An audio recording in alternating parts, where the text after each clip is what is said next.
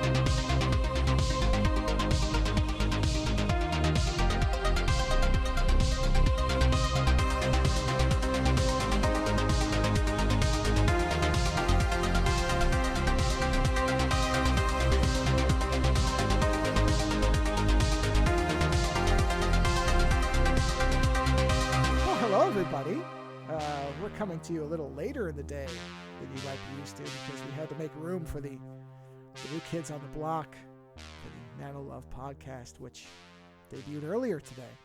I really didn't feel like it was fair to them if we had this show come out at the same time as theirs. It really is more fitting to let a new show breathe on its own and do its thing. So, yeah. It wasn't a good show. It was a great show. I don't know what you're talking about. I heard it, and I thought the fellows did a wonderful job. I will say this: I could listen to that fake voice say Nanolando for like days. Could you? There's something so smooth about the way that sounds with an Italian accent. Yes, yes, I quite love that. I really do adore the fact that there are now services that will do accented English so that it sounds like, I mean, even though I think that one, if you were to listen to it, say normal stuff, I'm sure some people would take offense to it as the most stereotypical Italian thing possible. But of course, well, it is. I mean, but that's what it is. Like, yeah. No, it's great. Yeah. But the fact that those things exist now where, because it used to be the challenge was, do it in a different language or do it in English and have it be seamless. Yeah. Now they're at the point where they're like, well, if you'd like to map an accent onto whatever, because that one will also do pure Italian in Italian, which I've heard. And it's very good. But I love the fact that it's basically Super Mario. That's exactly what I wanted. And you should explain to people what the level, the multitude of things you did to create that fake show for shits and giggles. Because you did some work, and I think it's merited that you say something. Yeah, I guess. I didn't consider it to be that much work. The biggest challenge, I'll be honest, is, as of course I have to make everything, I want it to be exactly 10 minutes. I had this idea that I want it to be a 10-minute show. That was the gimmick, is they were going to 10 minutes, because the whole joke of it was that they're saying it's going to be all content, no filler, that so many shows just go on forever because they're not actually saying anything. We're going to deliver everything in a tight 10 minutes. Like, that was the gag. And of course, if you listen to it, there's nothing. There's no content whatsoever. It's all advertisement, except for one little, actually, I will give myself this much credit, somewhat clever joke that I wrote. But basically, what I had to do, it really isn't hard. Anybody could do this. You can find any number of free text-to-speech things. The trick is most of them have a free trial limitation, which in most cases is 5 minutes. So that's not really hard to get around. What you do is you write 5 minutes of material, which I believe, if I remember, I think 600 words was around 3 minutes. I think, if I remember I don't have it in front of me. I apologize. I actually have something where I bulleted it all out so I could get the timing right. But so basically you have to do, however many minutes. So if you write something really long, you're going to have to either pay, or you're going to have to use a VPN, or bounce around different browsers in incognito mode, or kind of go across wireless networks, which you can do. It's not hard. I have a VPN, so I was able to just bounce to different countries, and it was very simple. So if you have something like that, you almost don't have a limitation, but you're still going to have to keep it to 5 minutes. And so that's the first thing, is to find a service that has voices. I wanted to find ones that had accents. That's not really difficult, although I honestly never found one, and I told you this. The thing that I didn't like about the one I used for you is the Spanish ones were fascinatingly weird. Because they either had barely any accent, which I'm not saying that everybody who has a Spanish accent or has some type of accent has a heavy one, but the joke was that I wanted it to be heavy. And the problem was it was either just a sprinkling, which is the one I used for you, because ultimately you could understand it, where you only hear it on certain words. Or the other one the other ones I were finding were so so heavy, you couldn't understand barely anything that the voice was saying, which is weird to me because I don't know why you'd want that. You'd either want it in the pure language or with enough accent, Antonio Banderas style, where you understand that this person is not a Native American citizen and that's what you want. Or I should say American born and raised individual with no outside country. If I say Native American, that implies First People type thing. So I got to be careful. But that was the problem, is that the Spanish ones were really just all over the map, which is strange to me because I would think that's one of the ones that would have the most ingestion types, that it would have the most exposure to. Is there are so many people that live in the United States in particular that have some version of a Spanish accent. I'm saying Spanish. It could be any type of South American. My dad was here for most of his life, and his Spanish accent was always very thick. I could not find a Cuban one. I looked. Well, it's just listen. At the end of the day, listen. As long as it's not what's his name from Scarface, that is the worst. Actually, I'll tell you a secret. I did look to see if that was anywhere, and it wasn't. Because that was I think that was my third impulse. Was let me do the terrible Scarface one. I watched part of that with my father many years ago, and I told him that he was trying to be Cuban in that movie, and my father didn't believe me. He thought I was fucking with him. Yeah, he was like, "No, that's not Spanish," and he walked away. Yeah, but you know what? The best part about how bad that accent is a small side, is that it defines the whole thing. Like, that is the joke. Oh, yeah. It's so bad that it then became the stand-in for a Cuban accent for many people who have never actually heard some version of an actual accent. It's great. It's a parody that became reality, and you have to respect that. Yeah, and so, the hilarity is that I have no accent. And it's funny because when you tell people that you're Cuban, that you're like 100% Cuban, they're always like, "But you have no accent." And I'm like, "Yeah, it is possible to have no accent." Sure, yeah. Well, this is I've said this about, because there's a concept called code switching. I'm sure you know what this is. Most people will know what this is. Do you know what this is? Code switching?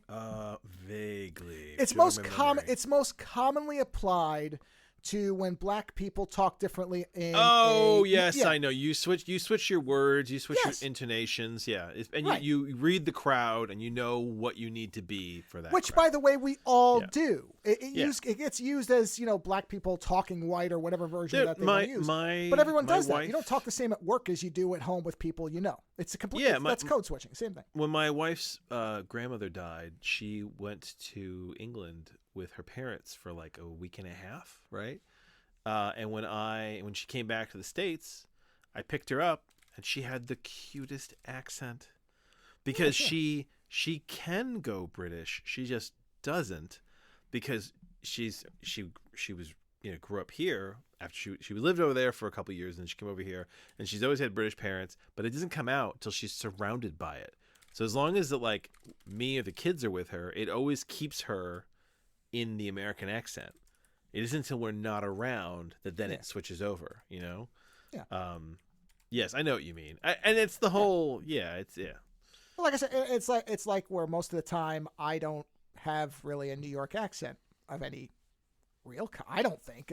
Certainly not like city people do, until I get really angry, and then there's certain points over the top about something, and then I start slipping into it. It's just how it works. Yeah. So that's the thing where I looked for a Cuban accent and found nothing that seemed.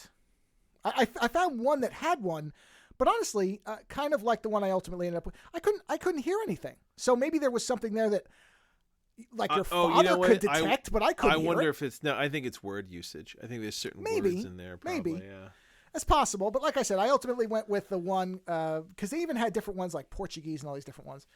And I didn't use any of those because I'm not Portuguese. Because you're not Portuguese. But I even thought, okay, I thought then, okay, the joke would be to make him sound more accented than he is. And even those, like I said, they dipped so far into it that I ultimately just went with one that barely has any. And then mine is Super Mario, which is great.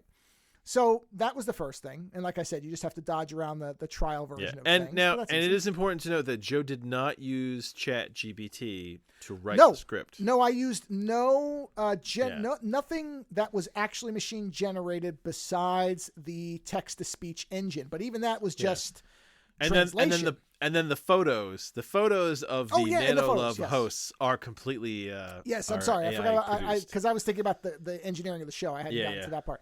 So as far as the actual audio part, I went to there's a number of different sound libraries that have free music for podcasts. I found one that I thought felt modern podcasty, and I just picked one. The music itself was fine, but it sounded very much like the music. It's so funny. I like the music that you use. It's not bad music, but it's what I would. You can hear a lot of shows that have music like that. It's generic. I know. I looked up corporate podcast, and that was one of the results. And I was like, yeah, this is fine. Somebody was paid, I'm sure, to write this, and they wrote it, and it's a jingle. It's a jingle. Yeah. Every one of these songs is around 2 to 3 minutes. It's nothing longer because it's not made for music. It's made for an opening, closing, background, whatever. So I did that, and then I wrote the script, which the hardest part of that was, like I said, getting the timing right, and having to look up all the different. At one point, I was listing social media companies, and I had to go and look at Wikipedia and look at every single one that's ever existed. That's probably my favorite part when you just went off on a rant on all the ways we can communicate with you. Yeah, that way. And then I had to respell some of them because the text. Couldn't read it. Because it wouldn't say AI. It would say I or A. Hey. So honestly, I had to phonetically type out AI. Don't you think AI would be so much better if it was just called A? Yeah, it would. But the funny part is it's hard to phonetically spell A. I couldn't figure out how to do it. So I think I did AYY space EYE to do AI. And even then it's not, the A is still off, but it's enough that you know what it's talking about. But that was, so I had to listen to it all. I had to fix things. And then the only other part of it was, like you said, generating the artwork, which I used the Adobe Firefly engine for. And that was hilarity on its own. I almost wish I had recorded the process of trying to get those images because it did not understand number one, its version of Cubans, as I told you, and you said this is accurate. Many of them were far darker skinned than you are. Oh yeah, Cuba is a very black country at this point. Yeah, but that's not what I was looking for. So even though I said light skinned, I kept getting dark skinned. Yeah. And then I tried my first prompt for it or whatever. I don't know when it gets to the prompt or description. I always just say description, but prompt, whatever, was barrel-chested, light-skinned Cuban man with small rounded glasses, bald, with big bushy beard. Or holding Thor's hammer, because for like an exercise hammer. And the results it gave me, which I did not save, I could probably recreate them, but the results it gave me were completely off.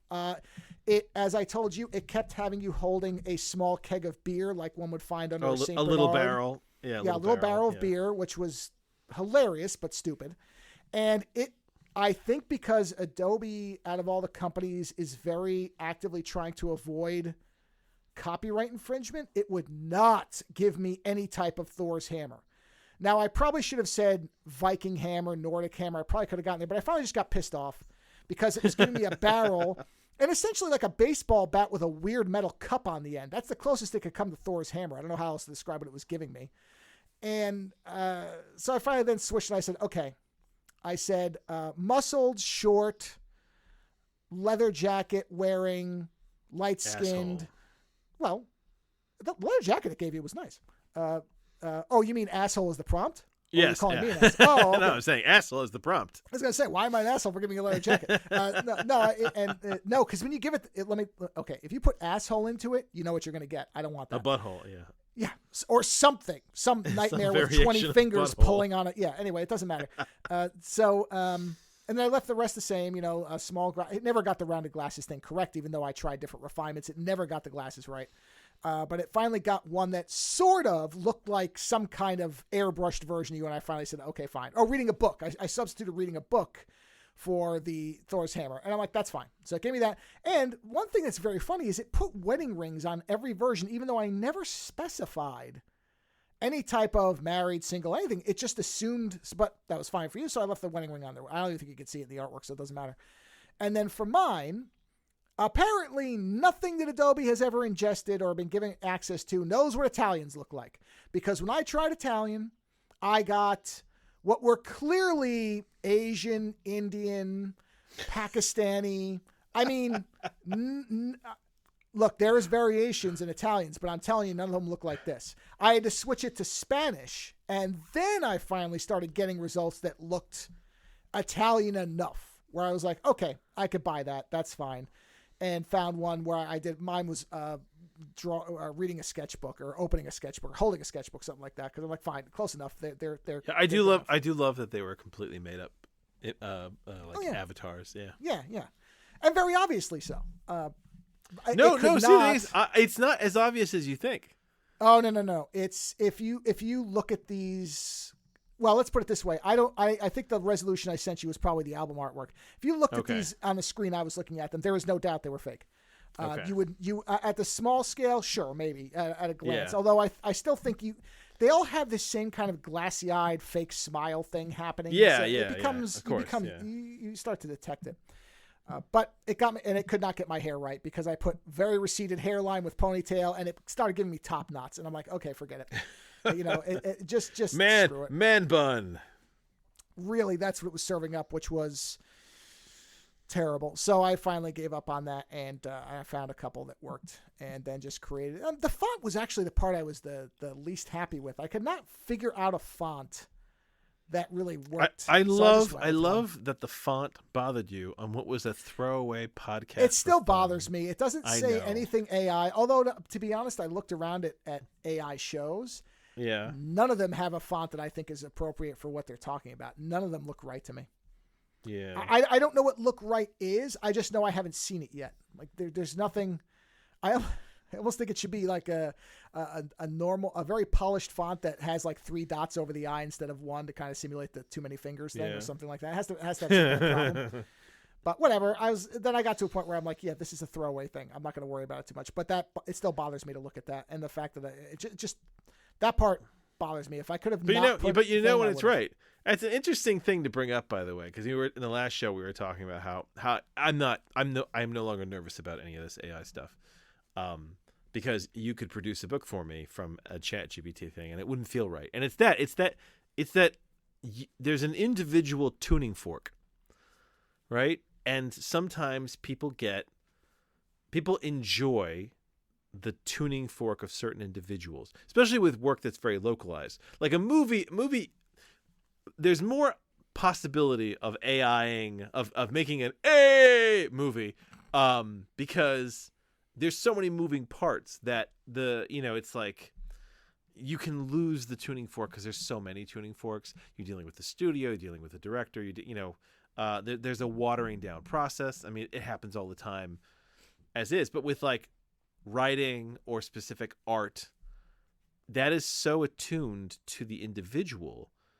And I don't think that we're at that point with the technology where you can match that tuning fork, because like you just said, you know when it's right for you. I know when the writing sounds right for me.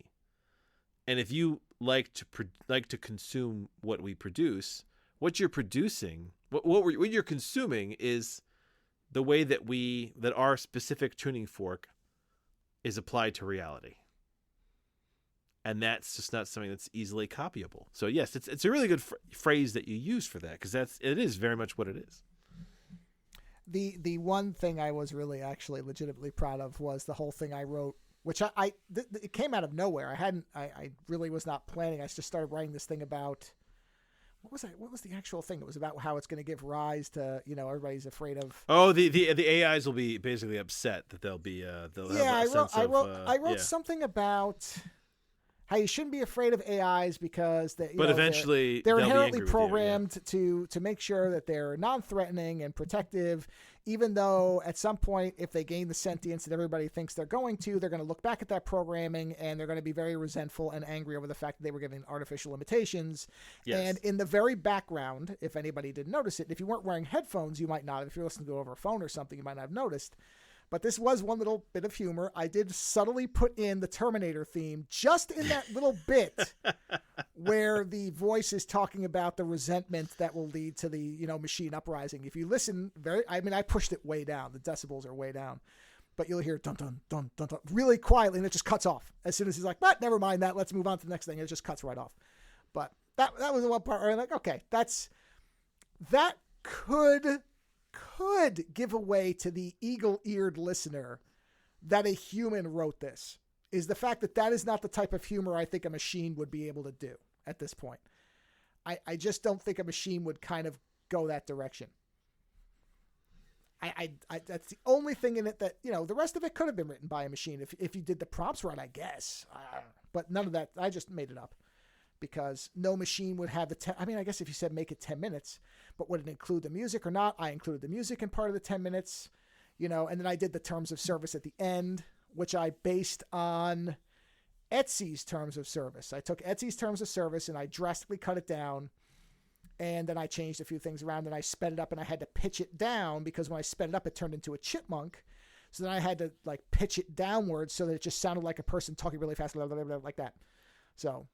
and that was it. I mean, it was the hardest part was the writing. Yeah. Because I was trying to fill the time. Yeah. That's always the hard part. Yeah. Yeah.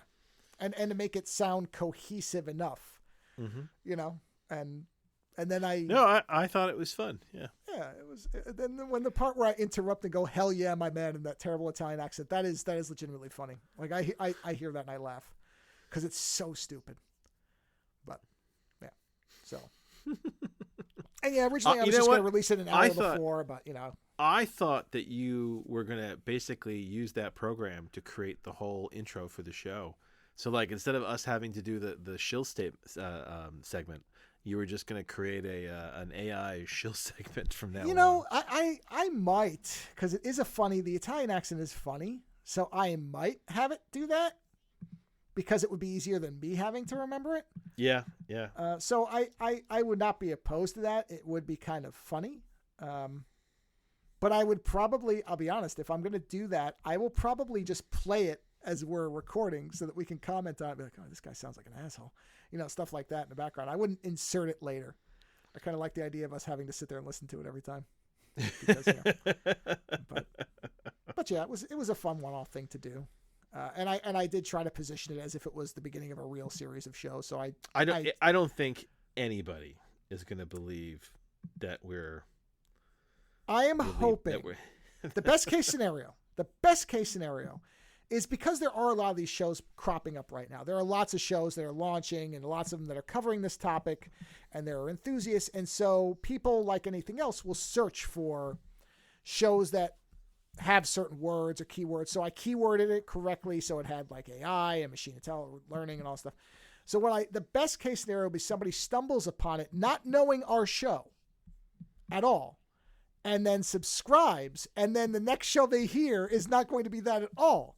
Now, 99 out of 100 of those people, were that to occur to 100 people, will then immediately unsubscribe, but one might say, oh, okay, that's sort of funny. I'm going to listen to these idiots.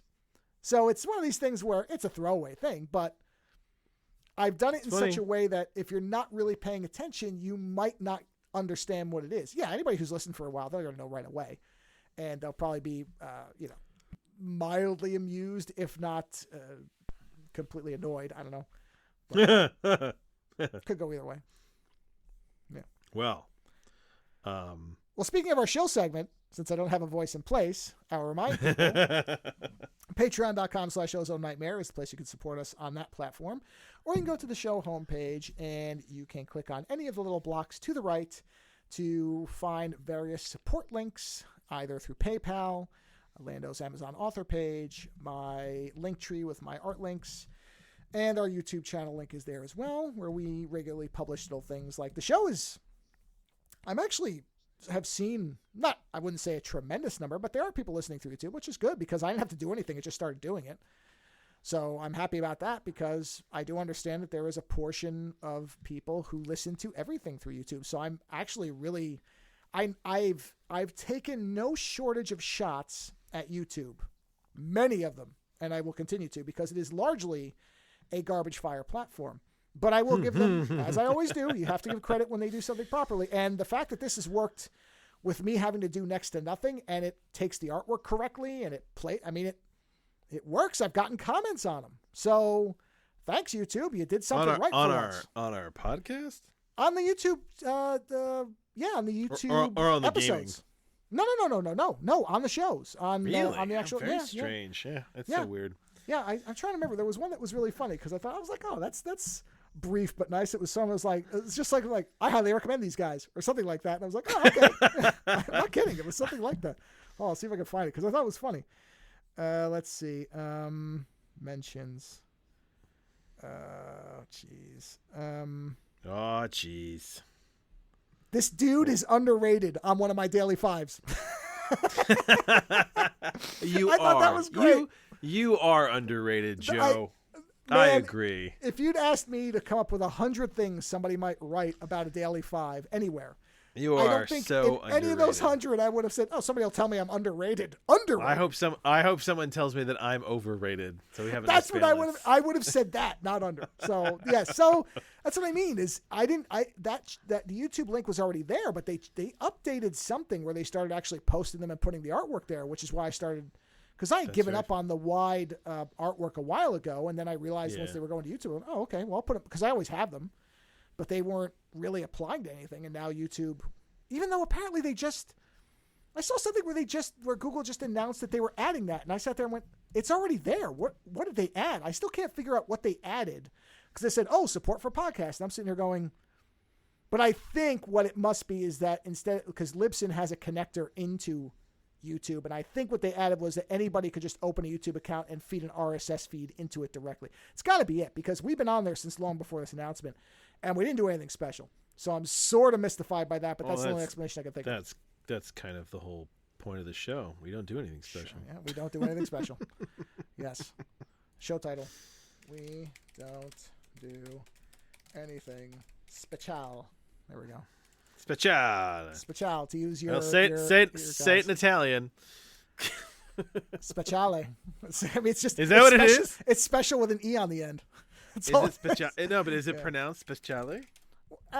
Yeah, I mean, I'm sure an actual native would pronounce it more... Okay, go ahead. Oh, it's speciale! See, I told you. Yeah, that's so much better. Oh, I love that. Or speciale, I'm going to use that with my kids so they think I'm losing my mind. I'll be like, wow, hey kids, this is so speciale! So speciale! What is special in Spanish? Is it not speciale? Especial. Oh, especial. Yeah, that's right. Especial. That's right. Yeah, there's an E in the beginning, which throws it all off. That's right. I forgot because I've heard that pronounced. Yeah, no, it's just speciale. Especiale. Yeah, speciale. It is. Yeah, you know what? It's both a stereotype and an accuracy that many Italian words are the English words with one letter somewhere. You know, I was just talking to we're contemplating travel in the near future, and my wife and I were sitting there trying to figure out whether we want to try to go to Italy, which she's never been to, or Switzerland, which I've never been to. But I was talking to my kids about it, and I was saying how I've been to Italy 3 times. I was like, and the only thing that being there I love, but one of the things that kind of stayed with me the most after I got back was for weeks after I got back, I kept saying grazie instead of thank you. Sure. Because I got so used to saying it when I was there that it just stays with me. And grazie is so much better than thank you. Yeah, grazie mille. That's a good one too. Thanks a million. Or wait, even though technically it's thanks a thousand. Speciale, yeah. Speciale. Nothing speciale. Yeah. Niente speciale. Well, nothing special. Should be that. You know what? If we were going to change the name of the show, all right, that's now the show title. Niente speciale. If we were going to change the name of the show, it should totally be Nothing Speciale. Anyway. Yeah. Well, that is the end of our shill segment. It is. Although, one more thing. I did get a note. I think somebody sent me on Twitter or something else. Somebody else loved the Scopic Infinity tag.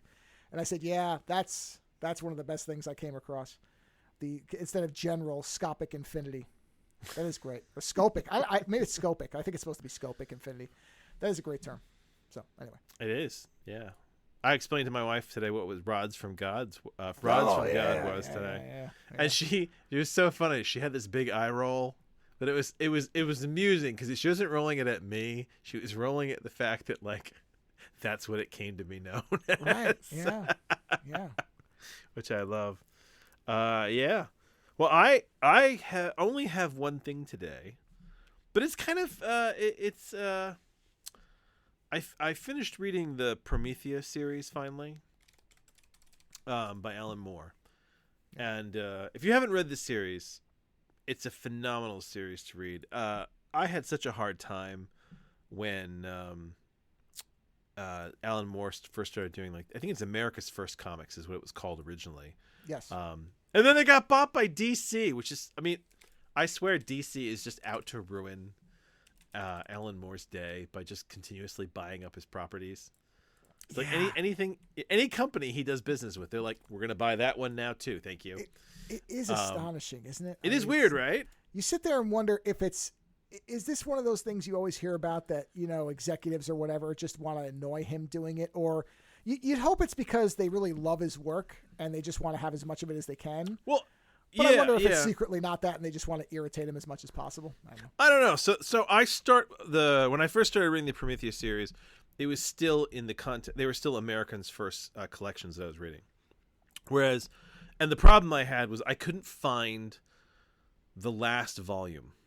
No one had it for sale, and when I found it for sale, it was like $300 because people were fucking assholes and they were selling for ridiculous amounts. Couldn't find it. So then I got lucky, and DC Black Edition. I love that too. That they made it, and they immediately made it like the cornerstone of like their Black Edition. Whereas, like, guys, this was a whole other company. They released a 20th anniversary deluxe edition, which, of course, I'm sure that's exactly what Alan Moore wanted. But nonetheless, it saved my bacon. So I suddenly had a collected third volume with lots of extra material that was the end of the Prometheus story. So I was very happy about that because I didn't have that before. And this is the funny thing about, like, on one hand, I feel bad that DC keeps buying his companies or his products. On the other hand, I'm glad because they have better distribution and they do anniversary editions because they want to make more money, giving me the opportunity to say fuck you to the scalpers and actually read the damn thing. And so I did. Now for those, how to describe Promethea for those who may not have heard the other shows where we've talked about it. How would you describe Promethea? You never finished the series though, did you, right? No, but I started it. How would I describe it? There's a lot of people who get her tied up with Wonder Woman, but she's not at all anything like Wonder Woman. Yeah, I was almost going to say it's sort of Wonder Woman adjacent, but with a lot more magic and mythology. It's like Doctor Strange Wonder Woman or Doctor Fate Dr. Wonder Woman. Woman. No, wait, that Doctor Wonder. Dr. Wonder. Yeah. So what ends up happening is essentially you have the spirit. It is hard to find, but that's it is. Yeah, you have the spirit of this thing called Promethea, and she inhabits a person. And when she inhabits this person, the person joins with the spirit of Promethea. Wait. That was one thing I always remembered is you have to say the character's name. It is one of the coolest character names that Moore's ever come up with. Sophie Bangs. Oh, that name is great. I always forget her last name. Anyway. I know, because I was like, this is like a Joan Jett in an alternate universe is Sophie Bangs. So I always picture her. I mean, I know it's not, but I always think Joan Jett should have played this character, in the movie that never got made in the 80s, Oh, they'll never make this into a movie. No. So when a person, we'll go back to that. So when a person is chosen by the Promethea spirit, Promethea bonds with them, and what essentially happens is she is present in you. And then when she is needed, she kind of merges and comes out, and then you take on almost like Shazam. You know what? It's a little like Shazam. Actually, I always thought it was more like what was the Firestorm? Remember Firestorm was always when they come together and then they become And they could always hear the other one, and then they would merge. But when you merge with Promethea, you are more Promethea than you are you.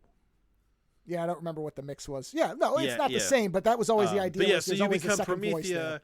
and you've got superpowers, and you've got strength and speed and other magical elements. It's a very sort of ethereal thing. And there have been other Prometheas. It's very interesting because there's a whole thing about that. At one point, Promethea took on the body of a man, so that whenever the Promethea spirit came out, he became a woman, which kind of really messed with his head.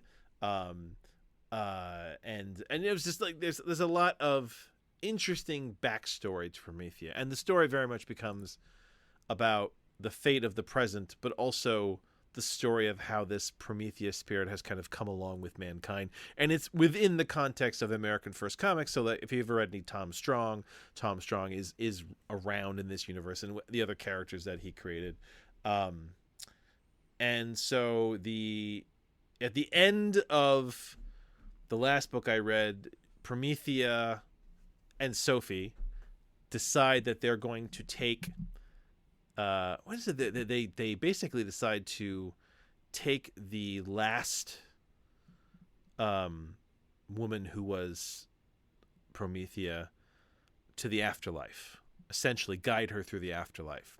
And so they opt to leave the human realm, on a basically on a trip, and they have one of the other versions of Prometheus. So in the nether, in the ethereal realm, there are various forms of Promethea, and they are not the main Promethea. They are all like shades of her that have different personalities. So different, and I honestly wonder if what it is how you're talking about the merging. I wonder if these are the Prometheas that end up happening when they inhabit a person. You know what I mean? They're the personality elements of Prometheus. So maybe you're right. Maybe it is like Firestorm. Promethea comes together with somebody and then births a version of herself. So Sophie and the current Promethea have a older Promethea come back and inhabit a friend of hers to basically keep New York safe while she's away.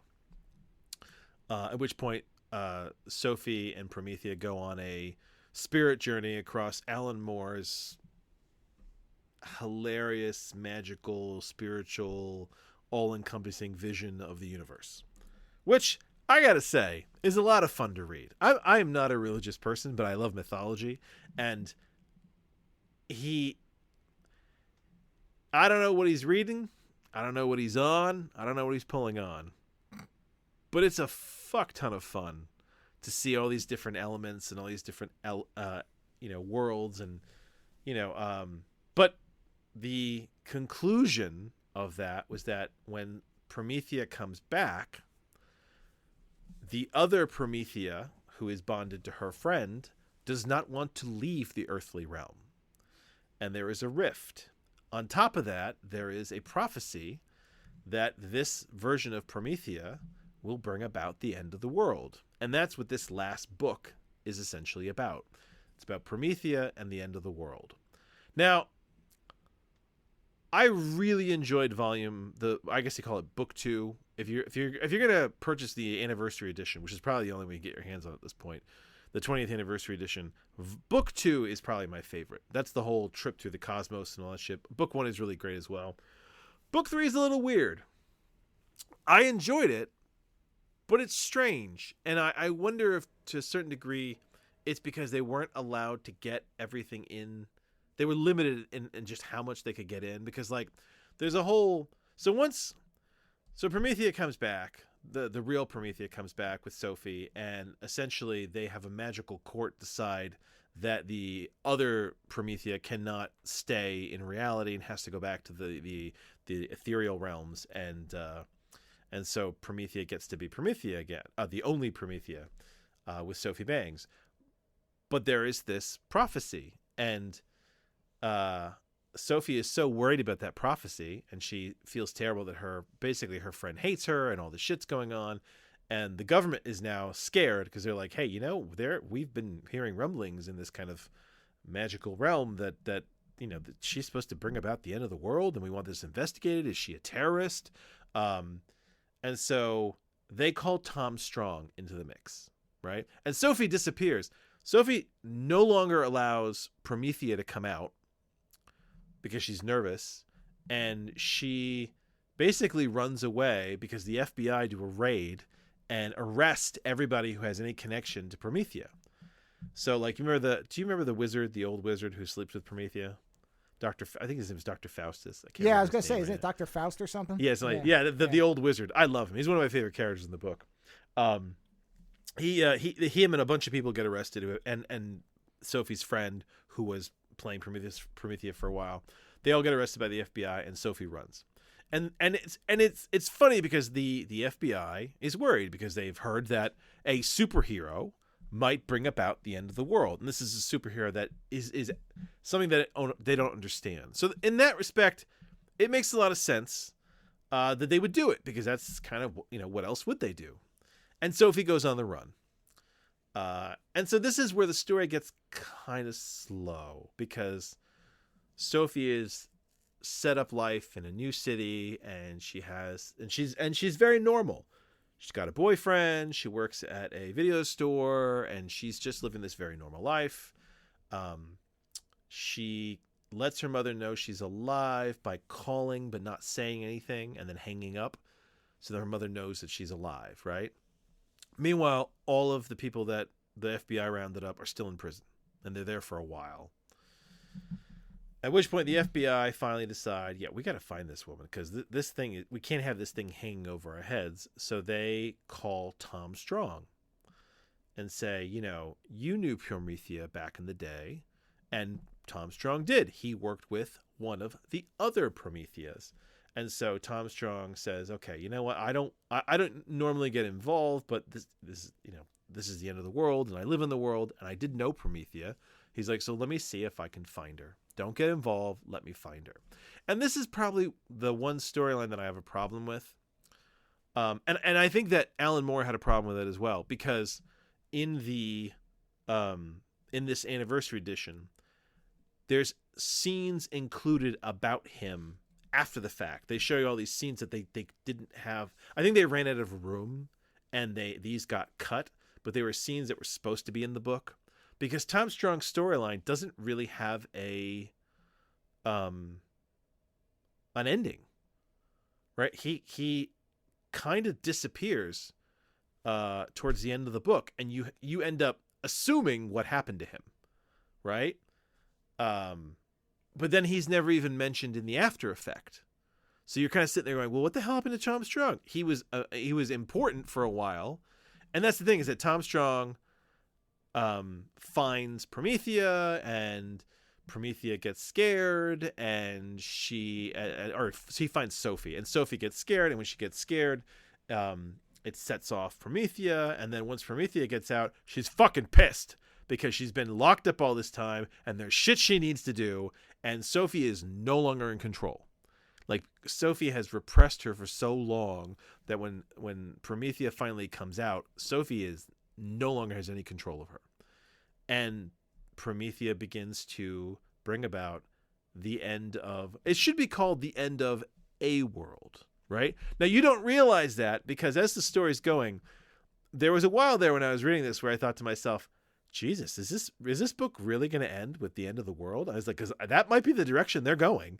And Tom Strong is running around trying to collect all these old science heroes from back in the day to try and find out if they can put a stop to this. And Promethea goes back to New York and gets all the people that they locked up and brings them back to her mother's apartment. And New York is going insane. New York basically starts to have what others term mass hallucinations. And the thing is that people are seeing things. Some people are seeing good things, and some people are seeing bad things. And it's kind of like an Alan Moore version of the what does they call it? The end of the world. The not the reckoning. What do they call it when they think all the good people will be taken away? What do they call that? The Rapture. The Rapture, yeah. It's kind of like the Rapture, but in like a very Alan Moore non-Christian way. And Promethea is at the heart of it. She is bringing this about, and all these people are beginning to see past the velvet curtain to the ethereal realm, and ghosts are walking the earth, and people are seeing dead loved ones. People are also being terrorized by demons. Like, everything is coming back, right? And New York is going insane, and amidst this, Promethea is getting ready for something to happen, and you don't know, and she does get quite scary, because you're sitting there going, yeah, you're doing something. You're on this almost like a planned wavelength of what you're doing. But no one has any control over you anymore, and you're kind of riding this weird, roller coaster to the end. And the FBI are trying to find her, but the FBI in New York, the main FBI agents, are losing their minds completely.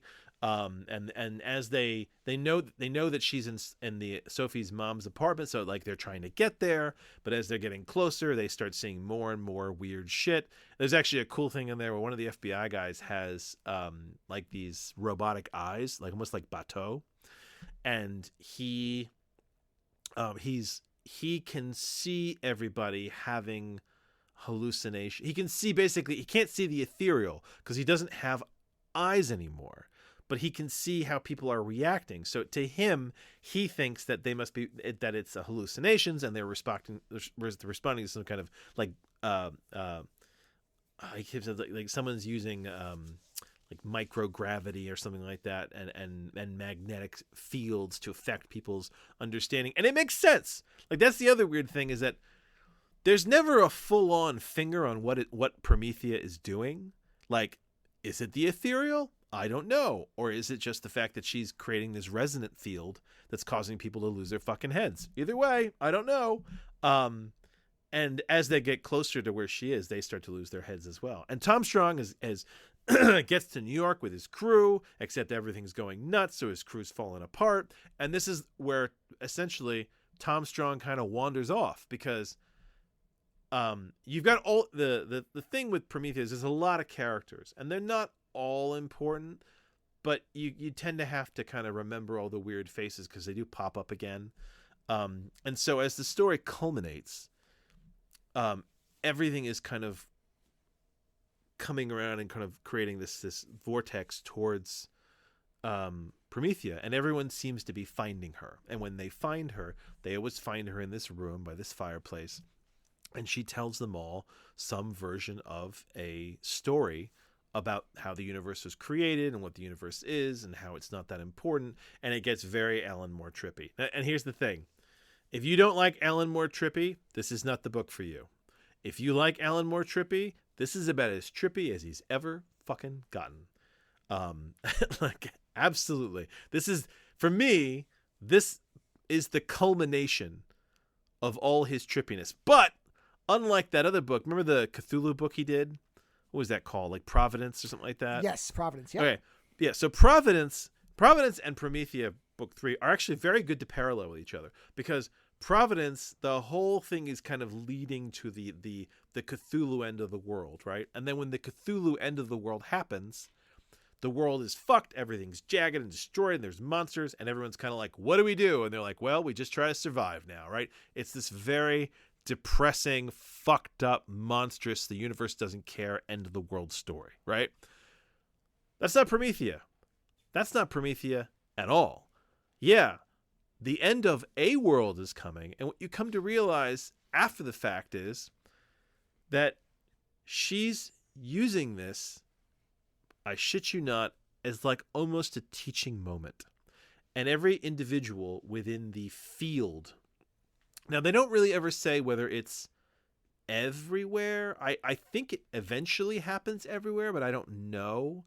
But towards the end of the story, it's like it doesn't matter where you are, because everything is New York. Everywhere is not New York and New York at the same time, because the president basically gets nervous about a mental a viral hallucination that's slowly spreading out from New York, and before it gets much worse, he opts to have New York nuked. And when they tell the guys to do it, the guys in the bunker start to essentially get this weird hallucination. I mean, it's like they gave everybody acid. This thing starts to affect them, and the guy's like, how can this be affecting us? Like, we're in DC, and they open the door to the bunker and they look outside, and it's New York City. So everything becomes one place. Everything's happening at the same time and not at all. And that's the culminating moment for Promethea, where essentially everyone at some point or another ends up in this room with her, separately, not all together, but kind of all at the same time at once. And everyone is everything, and everybody is the same. And she tells you the story of the universe, which is long and complicated, and it's basically this idea that everything is happening or not happening. Everything is one. We are all together. It's it's very much it is inspiring to read. It is fascinating in its mythology, the Alan Moore mythology. This idea that everything is always happening all at once. The universe is beginning and ending. You've already done it all. You're always going to do it. Everything is okay. We're all connected, right? Like, that's kind of the big picture of it. And I like it. It's a very neat way to sneak a whole lot of spiritual enlightenment into a comic. But Tom Strong does disappear. You never see him again, right? After the fact, in the extra material, they show you the pages of Tom Strong finding Promethea and her starting to tell him the same story she's telling all these other people. It always variates a little bit. And when you find Promethea, you're not scared. That's the other thing I like about this, is it's not up until the moment you get to her. You might be having a bad trip. You might be having a good trip. But once you find her, it's not scary. It's like everyone is contented. Everyone is finding something that is familiar, but they don't know why. And she essentially teaches all these people about the universe and what's really important and what really matters and the scale of it all, right? And then what happens is everybody just wakes up the next day. Now, is there post-chaos? There are people that are dead. There are people who killed themselves. There are people who didn't make it back. And then the funny thing is, there's a character who describes it very much as, we all had this enlightened experience, this mass hallucination, and then we all woke up the next morning and everyone realized, shit, I still have to pay the bills. I still have to go to work. And Sophie's there, and it's interesting because Sophie's talking to one of the FBI agents, the guy with the bateau eyes, and he's telling her about what has happened afterwards, and he's telling her, I'm not with the. I think he's with the FBI. He's still with the FBI, but he's saying how, like, the FBI is not interested anymore because what's happened has happened, and Promethea is gone. And Sophie thinks that Promethea has culminated in what her plan always was to do, which was to end the world as people know it and kind of start this new world, and that she may have gone back to kind of the well of where she came from, so there may not be any more Promethea. And she's happy about it. She's happy to have her life. And it's nice about it. It's nice that she loses the superpowers and she is totally cool with it. She is happy to not have that anymore. But the thing is that the elements of it are still in the world. So her mother is still in regular contact, like he's there. Her dead father is still a ghost in the apartment, essentially living with her mother. And her mother is happy about it. She's happy to have him there. Now, I don't know to what degree they have, like, he is a physical representation. Nobody else can see him, but she can. And at one point, Sophie's boyfriend says, I was here the other day and your mom was talking to your dad, and I thought almost for a moment that I could see him. And she's like, yeah, that could happen. So it's definitely a new world, but it didn't just end. And the FBI guy is telling Sophie this idea that there's a lot of people who will try to forget this and just go on with their lives the way it was before. But he was saying, I've been thinking a lot about my father's faith. Like, his father was a Baptist. He's like, but I became, I don't know if he was a Buddhist or he embraced like a Hindu religion or something like that. And he's like, I'm trying to figure out, how I can bring these two forces together. And Sophie's like, yeah, it's fine. She's like, all belief is some kind of belief. You shouldn't have to, partition them. She's like, believe what you want, pick and choose. It's all there. And so there are clearly people who are strongly affected and living a different kind of experience in the world, who are still communicating with the dead on some level, who are seeing things differently. but there are people who refuse to accept this enlightenment, who excuse to accept what has happened, and just want to go back to having their eyes closed and having, a quote unquote normal world. And that's how the book ends. It ends, and essentially one of the last shots in the book is the various Prometheas still in the ethereal realm watching all this, going, well, there's no more Prometheus. Prometheus is gone. And, and then they're basically like, well, does that mean there's no more Prometheus? And the bunch of them are kind of looking at each other going, well, I'm sure if something happens, one of us might come back. But, for now, there's no way back. There's no need. So it's a really interesting way. I wasn't prepared for it because normally, I'd read fucking Providence. So I thought that this was going to be some kind of, end of the world. But it's not. It's the end of a world, and not everyone can accept it. And there are people, and after this event, there's a lot of people who have changed, but not everyone has. Not everyone wants to. So I thought it was a very wild and mystical and, supernatural book, I think it's very sobering of Alan Moore to say, hey, even if this happened, not everyone's going to accept it. Not everyone's going to say that, we had a mystical experience. Some people are going to sit there and say, yeah, it was magnetic fields causing a psychotic breakdown, based on sunspots, right? And I like that. I like that he leaves the door open for that. That, it's not everyone will accept it. This is the whole, after COVID, we were laughing, the whole idea, if there were zombies, people would be like, well, I don't accept that there are zombies. I don't think zombies exist, even as one of them, showed up, bit them in the ass, right? So yeah, I really enjoyed it. It was not what I thought it was going to be, and I was genuinely surprised by the way it turned. There are little things that I was let down by, like I said, the Tom Strong thing, which I did finally get it when I went into the other book. But even with the extra pages he gives you about Tom Strong in the appendices, whatever, Tom Strong goes in the room, he speaks to Promethea, he has this enlightening experience. I would have loved to have 1 or 2 pages of what he was like in the aftermath, of what it did to him, because I'd be very curious to know what that experience would do to Tom Strong, right? Who is already a very enlightened individual. I don't want to say the ending feels tight or forced. He had plenty of time to get there.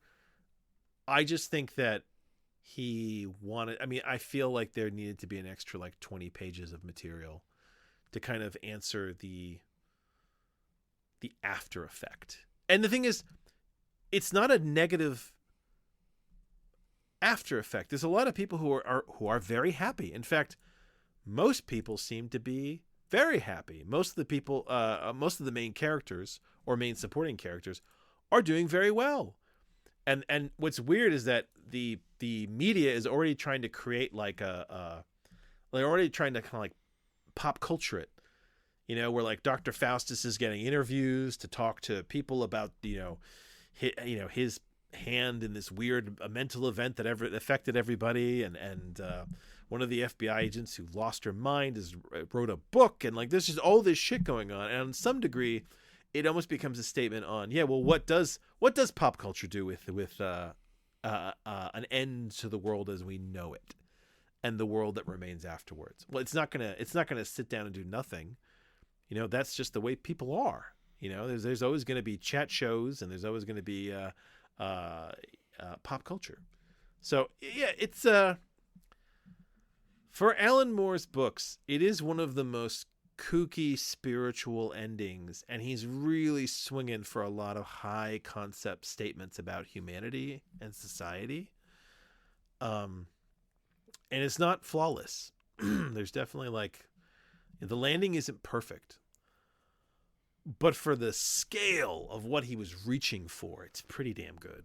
And I really did enjoy the full run of Promethea. I was put off, like I said, when I first read it years ago, because I was like, what the fuck is this? Is this some kind of is this Alan Moore doing his own take on Wonder Woman or something like that? But no, it is a phenomenal book, and it has a beginning, a middle, and an end, a very clear end. Not so much, since she showed up in Justice League, so I guess not so much of an end. Did she? Of course she did. You don't think DC would buy all these characters and not use them? Tom Strong's popped up too. Okay, so here's the thing. Yeah. This is the next part of this statement. If it's not Alan Moore writing it, they aren't his characters. And that's what I've come to accept. Oh, right? Well, because, I mean, of course. No, and that's exactly it. Because this is the end of Alan Moore's run on these characters that he created, right? And honestly, I will say this: the way that the Promethea character is set up, even Alan Moore at the end said, "Well, there's no reason why a version of her can't come back. There are versions of her in the ethereal realm, so she could come back, right?" But we're talking about the whole tuning fork of the artist. Oh yeah. This is the tuning fork of Alan Moore, and that's what I wanted, and that's what I got. Other people playing with these characters. You know what? I have been endlessly let down by DC's effect to masticate and process the characters they have bought. They bought Wildstorm, and they really took a dump on the Authority. Now, I actually don't mind the... there's two different... It's funny. They multi-process it. So there's a version of the Authority that exists in the mainstream DC universe. Like there's a version of the Midnighter and Apollo. But they also did a side run where they tried to do like a Wildstorm universe, but it was like a kind of one-off thing. Do you remember about this? I don't have the book handy. Oh yeah, no. But it was like it was. I think it was to thread the. Yeah, it was called the Wildstorm or something like that. Yes, that's exactly what it was called. I think with a space, the Wildstorm. Yeah. So the Wildstorm, and it was DC put it out, but it was kind of its own universe. It was Warren Ellis. That's who did it. It was Warren Ellis's attempt to create a Wildstorm universe, and it was his own world, right? And I actually did enjoy that. He called on all of the Wildstorm, the original Wildstorm universe, to kind of create it and reference it. And I actually really enjoyed it. I thought it was pretty fun. It is not as good as the Wildstorm, but I mean, he made the Wildcats interesting, which I never liked the Wildcats in the Wildstorm universe. I love the Authority, and I love the Monarchy as well. But it's not the tuning fork of the original. Honestly, the reason I probably enjoy Warren Ellis's version of it is because I enjoy Warren Ellis, right? But when DC has tried to process and master... I mean, wasn't that clearly meant to be a remix, like a Warren Ellis version? Yes. Of the It's not a continuation, really, right? No, it's a total remix. That's what I remember, because I think you talked about... I think you reviewed this at one point. I did. I reviewed a few of them, and I really enjoyed them, because he's taking everything that is common, he's remixing it in his Warren Ellis way. Like the Engineer was really fascinating, because it took me a while to realize that was the Engineer, and then when I did, I was like, that's really neat how they did that. But so the idea, like when they put Midnighter and they put Apollo in the main DC universe, it makes no sense to me. I don't like the way they're written. I don't like the way they're handled, because it's basically a Batman joke that they decided to bring into the main Batman universe, which makes no fucking sense. And then I think early on they didn't necessarily want him to be gay. And then I think after a while they were like, okay, he can be gay. Apollo and him can be gay. But it's like, you wanted the Midnighter, but you didn't want the homosexuality, and you didn't want to accept the fact that he's a joke about Batman. So the idea that they have now put Promethea into the mainstream DC universe, you know what? I'm sure she's not good. I'm sure she's probably just fine. Well, it's, let's put it this way. It's barely anything, but it's the idea that they might keep bringing her back. She shows up to inspire Killer Frost. So she's in maybe 4 panels, and then she vaporizes. Yeah, and that's the thing. It's like yes, DC keeps buying these companies, but they don't know what to do with them. And they don't seem to understand. The management doesn't seem to understand that they can't just pump these characters into their own universe and have them work. Part of the reason these characters work is the people who wrote them and the world that they were in, which is a world isolated from DC bullshit. Wildstorm was its own little snow globe with its own world, its own characters. There's no Superman. There's none of that shit. So when shit happens, you know, it has some weight. Whereas you pump all that into the DC universe, well, it's going to be as pointless as DC is now. Because nothing... Yeah, go on. I tend to wonder if this is the reason they keep killing, both them and Marvel keep killing off their splinter lines, is because they realize that when they allow creators to do more things outside of the kind of constricted mainstream way, that they become more popular. Because I'll be honest with you, the only Nick Fury story I honestly really remember is the Max one that... that one's so good. Yeah, and that's the one where everyone's drawn to look like famous people. I think Janine Garofalo is one of them. And the Russian guy in the end's like, be honest with me, if I hadn't started this war, you would have, because you were bored. And it's such a great, like, kind of Cold War warrior can't let go of it type of thing. The Ultimates line was for Marvel was an alternate line. Right. And this is what I'm saying is I wonder if the reason they continue to kill these things off is because they like them better than, the Avengers fought Ultron again and nobody died, or nobody died for more than 3 issues again. Great. What's next, I wonder? Will they get killed? Somebody big will get killed for 5 issues again? Will Wolverine come back again? Yeah. I mean, could you imagine if Batman died, really, really died, and they just let Nightwing become Batman? Or the Hulk started eating people like Freddie Prinze Jr.? Isn't that who he ate? I think he ate Freddie Prinze Jr. Yeah, in the Ultimates book, yeah. Oh, yeah, that Hulk is so unstable. He's great. It's fantastic. That's a great use of the Hulk is, we need a wrecking ball. Throw him out of a helicopter. And I love that version of Hawkeye from the Ultimates is better than the main universe version of Hawkeye any day. And the thing is, the Avengers movie pulls more off the Ultimates than anything else. Definitely, without a doubt. You know, and that's the thing. What is it? Quicksilver and the Scarlet Witch. We saved your ass 4 times. No, you didn't. Check the cameras. Yeah, we were there. Yeah, we were there. We did it. You'll see. Yeah, we did. Except I think they were supposed to be incestuous siblings, right? They were weird. Yeah, they had. Yeah, there was something. Yeah. There was some Fenris stuff happening there. And then she starts flirting with the android. I love that. Where he's like, "Were you flirting with that robot?" And she was like, "I don't know. Maybe I was." And you realize that it's Vision. It's like an early version of Vision. But that's a great joke where they're like, "Yeah, we were there. Yeah, we killed 4 of those guys." No, you didn't. But that's the thing is when you don't have to keep it in the constricted lines of the universe, then you can tell stories that begin and end. Right. But when you're kind of like, hey, listen, you can tell a story, but the status quo has got to stay the way it is. Yeah. Eventually, whatever long-lasting change you make, we will undo. And you know that. Whatever long-lasting change will be undone. Yeah. And the thing is, it's like playing a video game in God mode. Eventually, you just get bored because you can't die. That was one of the best things that Grant Morrison did with Batman. Was at some point, I know there was a statement where somebody asked Morrison, they said, well, how are you going to reconcile all the backstories of Batman? And they contradict everything. And Morrison's response was, yeah, I don't care. They're all canon. Who cares? And that's such a great response is, I don't care if they don't make sense. I'm not worrying about it because that frees you from. Yeah, and the thing is, I used to care more about it because I used to love Batman quite a bit. But I have gotten to that point.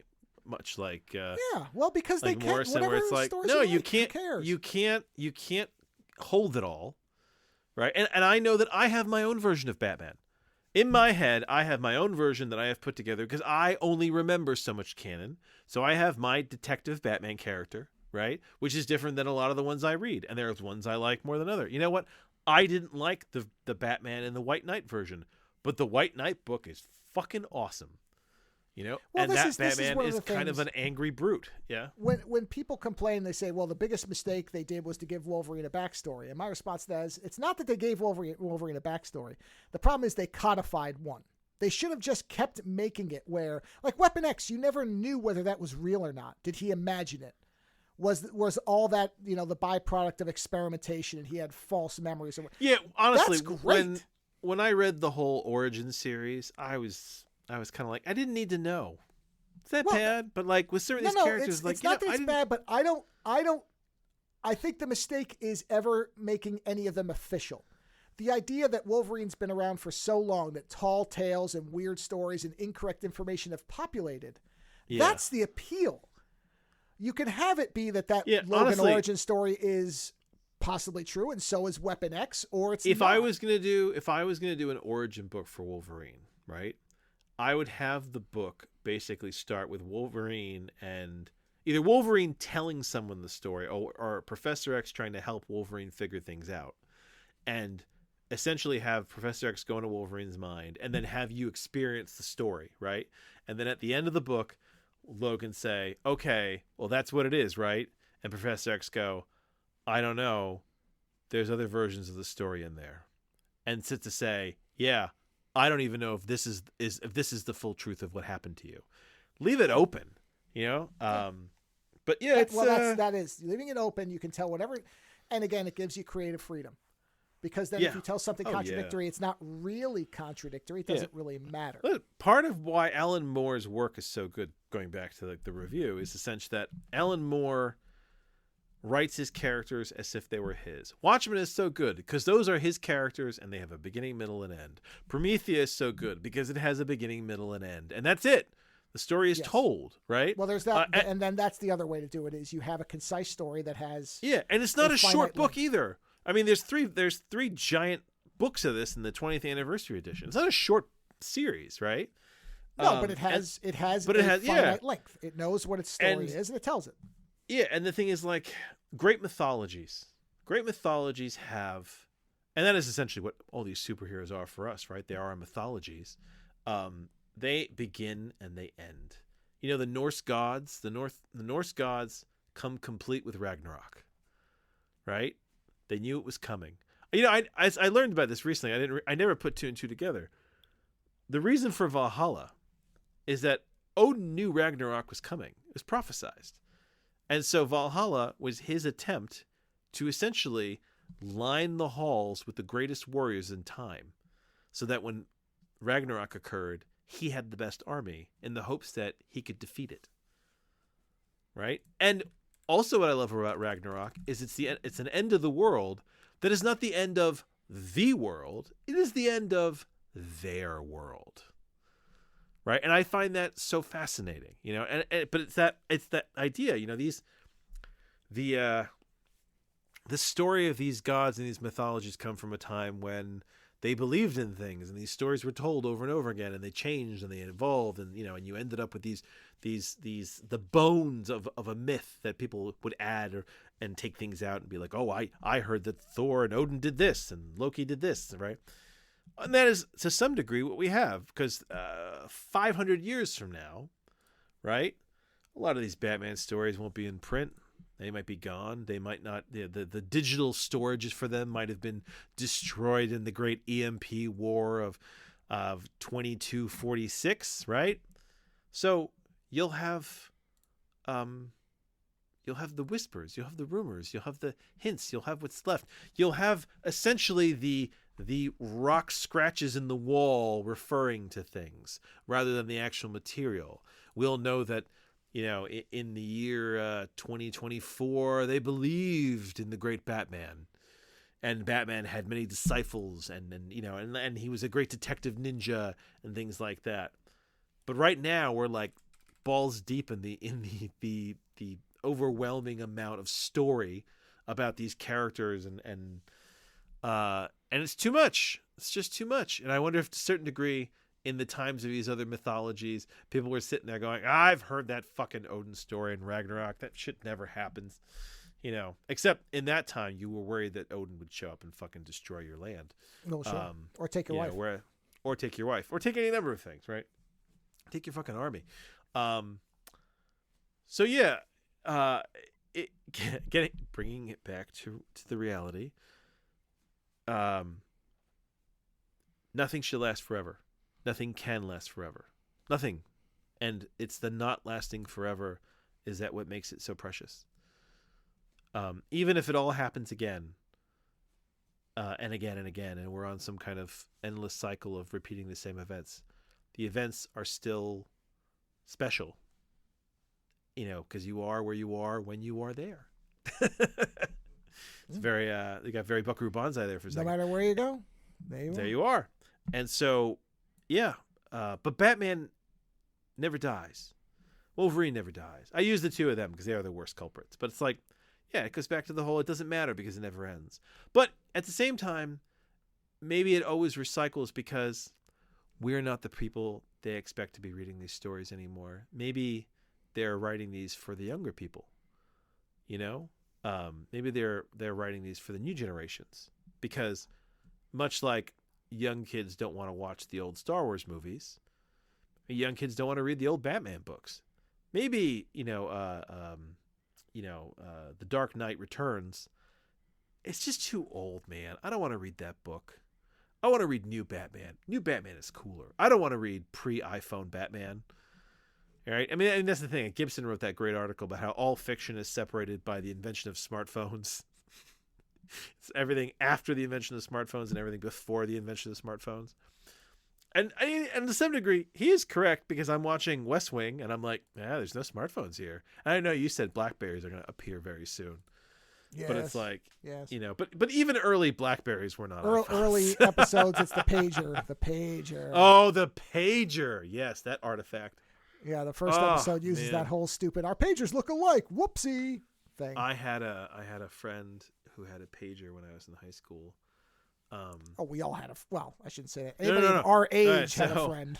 No, I know, but so this is a friend of mine who's both her parents were deceased, and she was being raised by her siblings.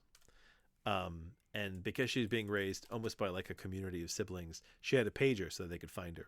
But to me, in high school, it was like, whoa, you have a pager?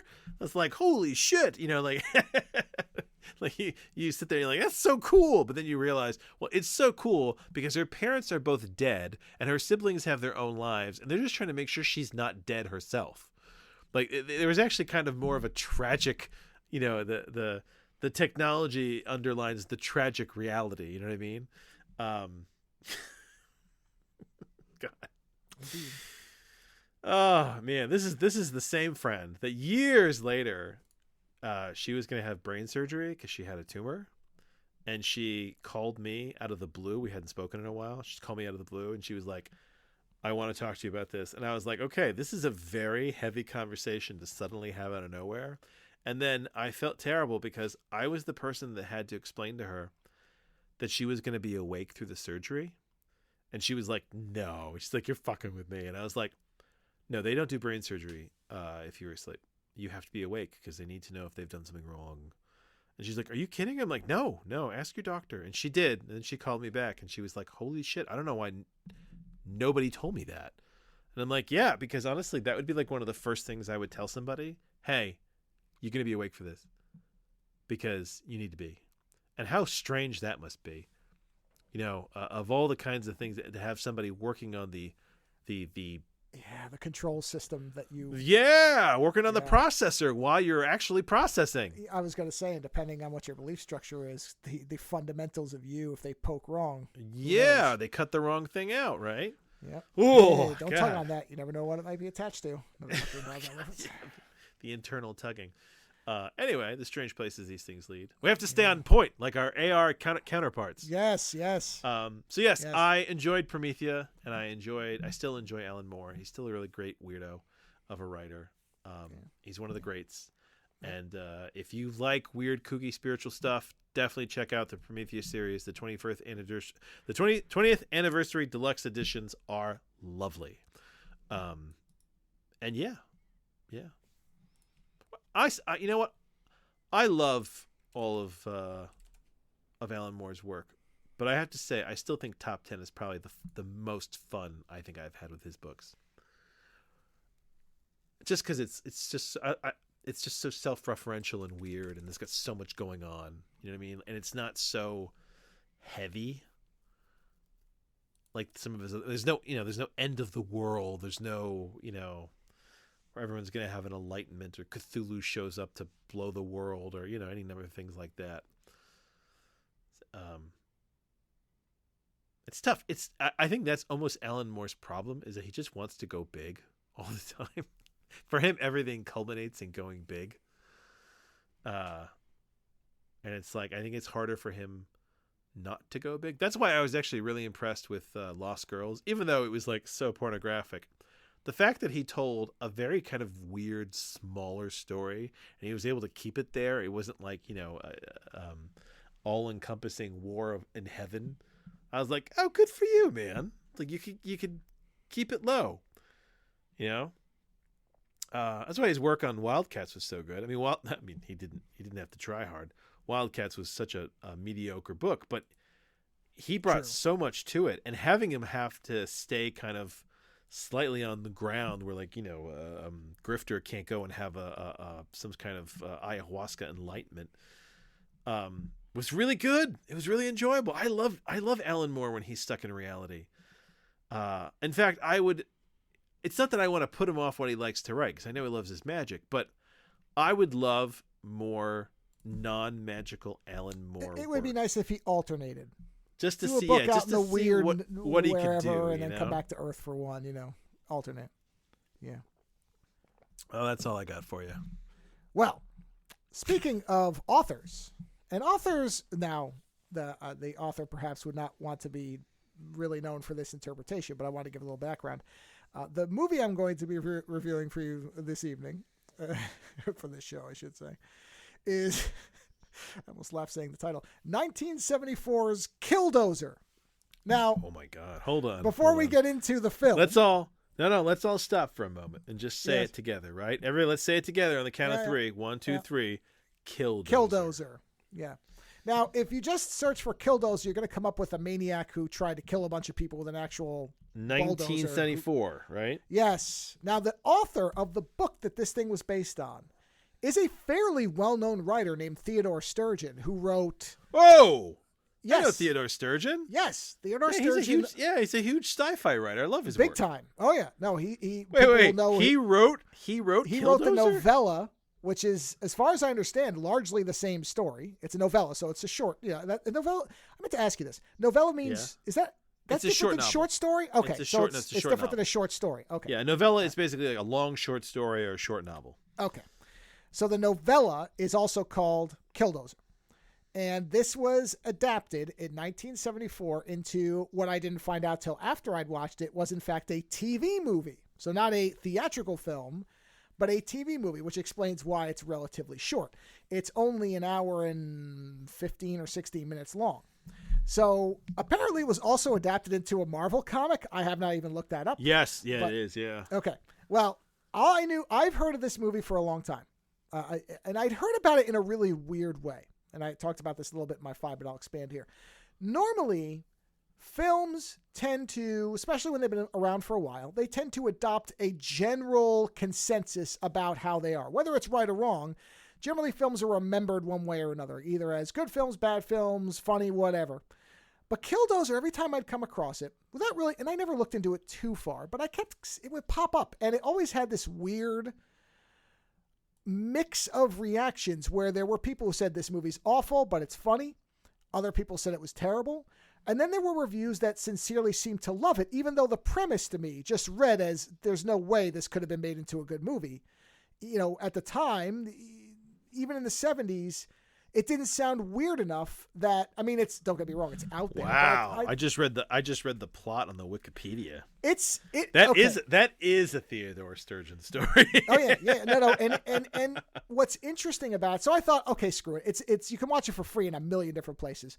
So I figured I'm just going to watch this thing because I'm really kind of just curious now. Because normally, like I said, you can sort of get an idea of what a movie is like and make a decision. But this one just seemed to be all over the map, and that's unusual. Not the way I usually say. Did this come out before Maximum Overdrive? Oh yeah, well before. Maximum Overdrive was the 80s. That's 82 or 83, I want to say. I know, but when was the story written by Stephen King? That's called Trucks. So Stephen King, Trucks. Good question. But I don't know when the novella was written, so it may predate that.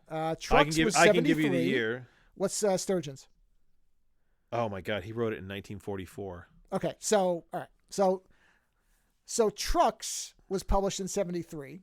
But so Sturgeon comes well before. Yeah, by many years. I wonder if this, to any degree, inspired Stephen King. Yeah, I wonder. Wouldn't shock me because it is considered horror. Well, the thing is, I'm trying to remember. You need to explain why we're drawing these connections. All right, so Killdozer, to simplify the plot way down, is that there's a meteorite or something. I mean, it appears to be a meteorite. I don't know if the original story it's also a meteorite. I'm assuming it is, but in the movie, it's a meteorite crashes into Earth. I mistakenly kept thinking it was in Africa. In fact, it's a little island off of Africa, which I don't know why I kept confusing that. That I thought it doesn't make any sense if it was on the mainland. It needs to be an island, yeah. Yeah, it would have to be, and I mistakenly said, I think I said it was in Africa in my 5 because I kept mixing it up. Because they show, when it crashes in the movie, they show the African continent coming towards you, but then they do show an island, and I just kept thinking of the planet. So that's my fault. Anyway, it crashes down, and it sits there. And then this is a 6-character film. There's 6 people in this movie total, and one of them's not even in it that long. And so these men are sent out to dig a mine for some company called, I think it's Warburton or something like that. They bring it up several times. Warburton. Okay. I think it's Warburton. And so they are sent there to, dig out the mine, get it ready. And one of the crew, who's played by Robert Urich in only his 6th or 7th role, period. So he's very young, and he dies really quick. He looks young, yeah. He's very young. He is running the titular bulldozer, or killdozer. It's not, well, when he's running it's a bulldozer. It's not a killdozer yet. Yeah, it doesn't turn into a killdozer. He's actually not driving it when it becomes the killdozer, funnily enough. So they are out, they're out there, and you see Robert Urich and one of the other men whose name is he Dutch? I think it's Dutch. Yeah, I think Dutch is the other guy. These two are very good friends, and they're kind of screwing around on their job site one day. And the foreman comes around, and the foreman is regarded in you don't find out right away what's going on, but he's kind of, they don't dislike him, but they're kind of suspicious of him. And what you find out once the film goes on is because he's very hard on them, fair but tough on them. And he doesn't touch alcohol because he's a recovering alcoholic, and he lost his last job because of drinking. And so he's trying to get this job done on time. He's not touching alcohol. These guys are all drinking around him. So you understand why he has kind of not a hostile attitude, but he's definitely not functioning in a comfort zone, because there's basically, and one of the guys actually offers him a bottle knowing that he's an alcoholic. So that guy also comes off as more of an actual asshole. There's a really weird thing in the way these characters come off, because they all sort of have this wavering type of characterization where you're not ever really sure what they're supposed to be, which I kind of like, because it doesn't allow you to pin them down in a really simplistic way. But on the other, it's sort of tough to figure out what their motives are. I'm not saying that's necessarily bad. It just becomes, when it's everybody like that. Who's the dick? Who's the good guy? Yeah. It like the only people who come off that you understand, the only one who really comes off understandable the whole way is the mechanic. The mechanic is one of these guys who just wants to keep everybody happy, and he does a good job, and he's very palsy with everybody, and everybody likes him. And so he's the only one where you're on firm ground with, and that's I believe his name is Chubb. I don't know what his actual name is. That's his nickname. And he's the one where you're like, okay, I know what this guy's about. Everybody, and Robert Urich too, but he's dead so quickly it doesn't matter. So the foreman shows up, finds these two guys kind of screwing around, and he says, all right, he says to Urich, I need you to move the Caterpillar, the D9, which is what'll be the Killdozer later. It's like, I need you to bring it over here because you got to clear a place for this other guy to drive his equipment on.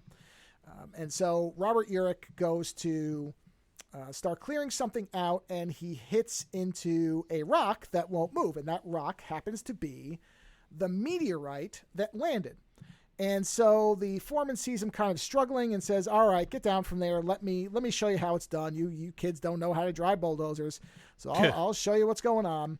And so he gets into the bulldozer and hits the rock, and when he does, this blue light erupts from it, and it basically gives Urich's character radiation burns. It knocks him down. Now he's, in really bad shape. And you see that the rock transmits its blue glow and that light into the blade of the Killdozer. And so you immediately understand that, okay, something is now, the bulldozer is alive. Something bad has happened. Yeah, something bad has happened. But for whatever reason, the foreman didn't see this glaring blue light. Only Robert Urich did. And so they take him back to the tent, and, he's in really bad shape, and the guy's trying to radio for somebody to help them. And, they're saying, we can't get anybody out to you. You're out on an island. You see, this is where I should have known it was an island, just because they keep saying, we can't get anybody out to you. There's no, can't fly a helicopter, can't get a boat, whatever. You're just going to have to keep him alive. And he's like, the guy's going to die. And they're like, well, I don't know what to tell you. And so right after this, the guys come out and say, hey, he's asking for you, meaning the foreman. And he says that he wants to talk to you alone. And so he goes in, and then Urich has a little bit of a line of dialogue trying to explain what he saw, and I will play the clip of him explaining this blue light that he saw to the foreman.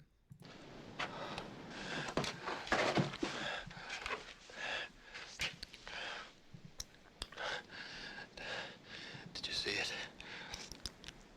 See what? I don't know exactly.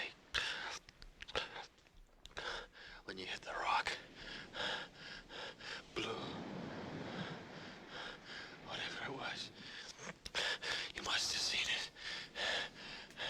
I didn't see anything, man. It was there.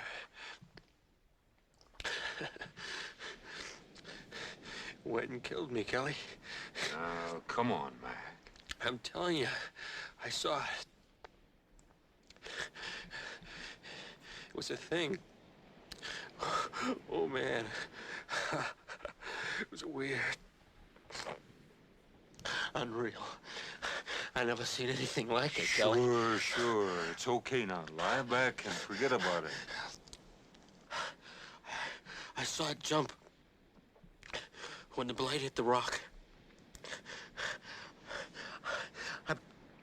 I'm trying to warn you, Kelly. Blue light. My God. It's there in the blade.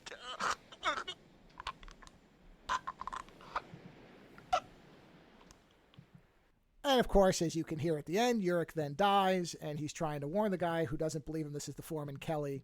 And the thing is, this is one of the several points in the movie where you start to get the idea that, okay, you're probably going to have to turn your brain off pretty early on. Not because of the killer bulldozer, which is what you think might be the thing where you go, yeah, this doesn't seem plausible. But I don't know what explanation. They never come up with what could have done this to him, because he clearly looks like a bomb went off and blew off, his skin. It could just be the release of energy when the thing was but dislocated from its rocky prison. But that's the thing is, Kelly does not acknowledge that anything happened. There was no release that he saw. He doesn't see the light, nothing. The guy just falls down from what he sees. Well, radiation can be invisible. Yeah, but then shouldn't they be afraid that there's radiation contamination somewhere? Shouldn't they? Well, what year is this? 74. They should be. Yeah. So there's several points. This kind of after this scene when it was never really addressed or gotten into. I went, okay, I have to just understand that they're not going to really be looking at this. This is basically a monster movie where the monster is a bulldozer. Okay, so Kelly then, after Urich dies, he goes out where the machine is because they left it there, and he goes, well, I got to move that machine. We have work to do, so I better go and move it. And he gets into the machine, and the machine starts acting up. It starts driving itself, and so he, like the controls are all going haywire. It's just kind of going forward, and so he wisely snips the hydraulic fluid line or maybe the fuel line, whatever. He cuts a wire that lets the thing work. And so it basically peters out very quickly, which I was like, oh, okay, that's actually clever. Rather than, get out of it and like yell at it or try to fight it. He just stand in front of it for a little bit. Yeah. Right. No, he immediately just cuts one of the lines that's foundational for it to work. And so it dies, and they tow it back. And he says to the mechanic, all right, I need you to look at this thing and, figure out what went wrong with it. And in the meantime, they bury Urich's character on the beach in a way that he would be rotting and exposed to the sun inside of, 4 days. So they don't even dig a 6-foot hole and put him in it. He's basically on the top of the sand with a mound on him, which Oh boy. Later becomes almost a point of comedy when they start lining up the bodies and they just cut to these piles on the beach. But anyway, he says to the mechanic, hey, this thing kind of went haywire on me. And, after what happened, we got to make sure this thing's in operation because all he cares about is I got to get this job done. Right? So he tells the mechanic, check this thing out. Now, in between the mechanic checking it out the night before, they're basically remembering Urich's character, and the one guy is a very good friend of his, and he immediately comes off as he doesn't trust the foreman. He thinks that, maybe he made him operate it in an unsafe way or something. Like, he's a conspiracy theory type, even though you'll hear later when he's saying stuff about this. But he basically just completely distrusts the management and thinks they don't care about the workers and all the rest of it. And to some degree, you can understand it because Kelly's response to a lot of things is bizarrely ignorant of what's going on. I mean, he denies or stays in denial of what's happening for a while. But there's also an exaggeration on this guy's part. But now we're basically down to 5 people, which is the foreman. I don't know who the one guy, I think he's just a company man because nobody likes him. And he's the one who offers Kelly a drink, knowing that he's trying to stay dry. And one thing I'm actually was impressed by is the movie never has that moment where everything gets so bad he actually takes a drink. He never does. He's always sticking to this idea of, nope, this screwed me up. I'm not going to let this thing get me again. And he does not ever give in, which I was kind of waiting for that to happen. So I do like that part of it. So anyway, he says to the mechanic, yeah, this thing took off on me. And, we got to get it back in operation. Can you check it out? And the guy's like, sure, I'll take a look at it. And so he's looking at it. And then Kelly comes up to him and says, okay, what did you find? And I'll give you this clip of what he found about what is still just a bulldozer at this point. We don't know it's a killdozer yet. I'm telling you, it was a fluke accident, Bonnie. There was no negligence. Now listen, you tell Warburton nobody's letting him down. He's got my personal guarantee that this job is coming in right on the money. And Bonnie, one more thing. You notified McCarthy's mother? Yeah. Well, I want somebody to go over there personally. I don't want her getting some lousy telegram. Right. Okay. Yeah. Same time tomorrow. Hey, Kelly! Kelly!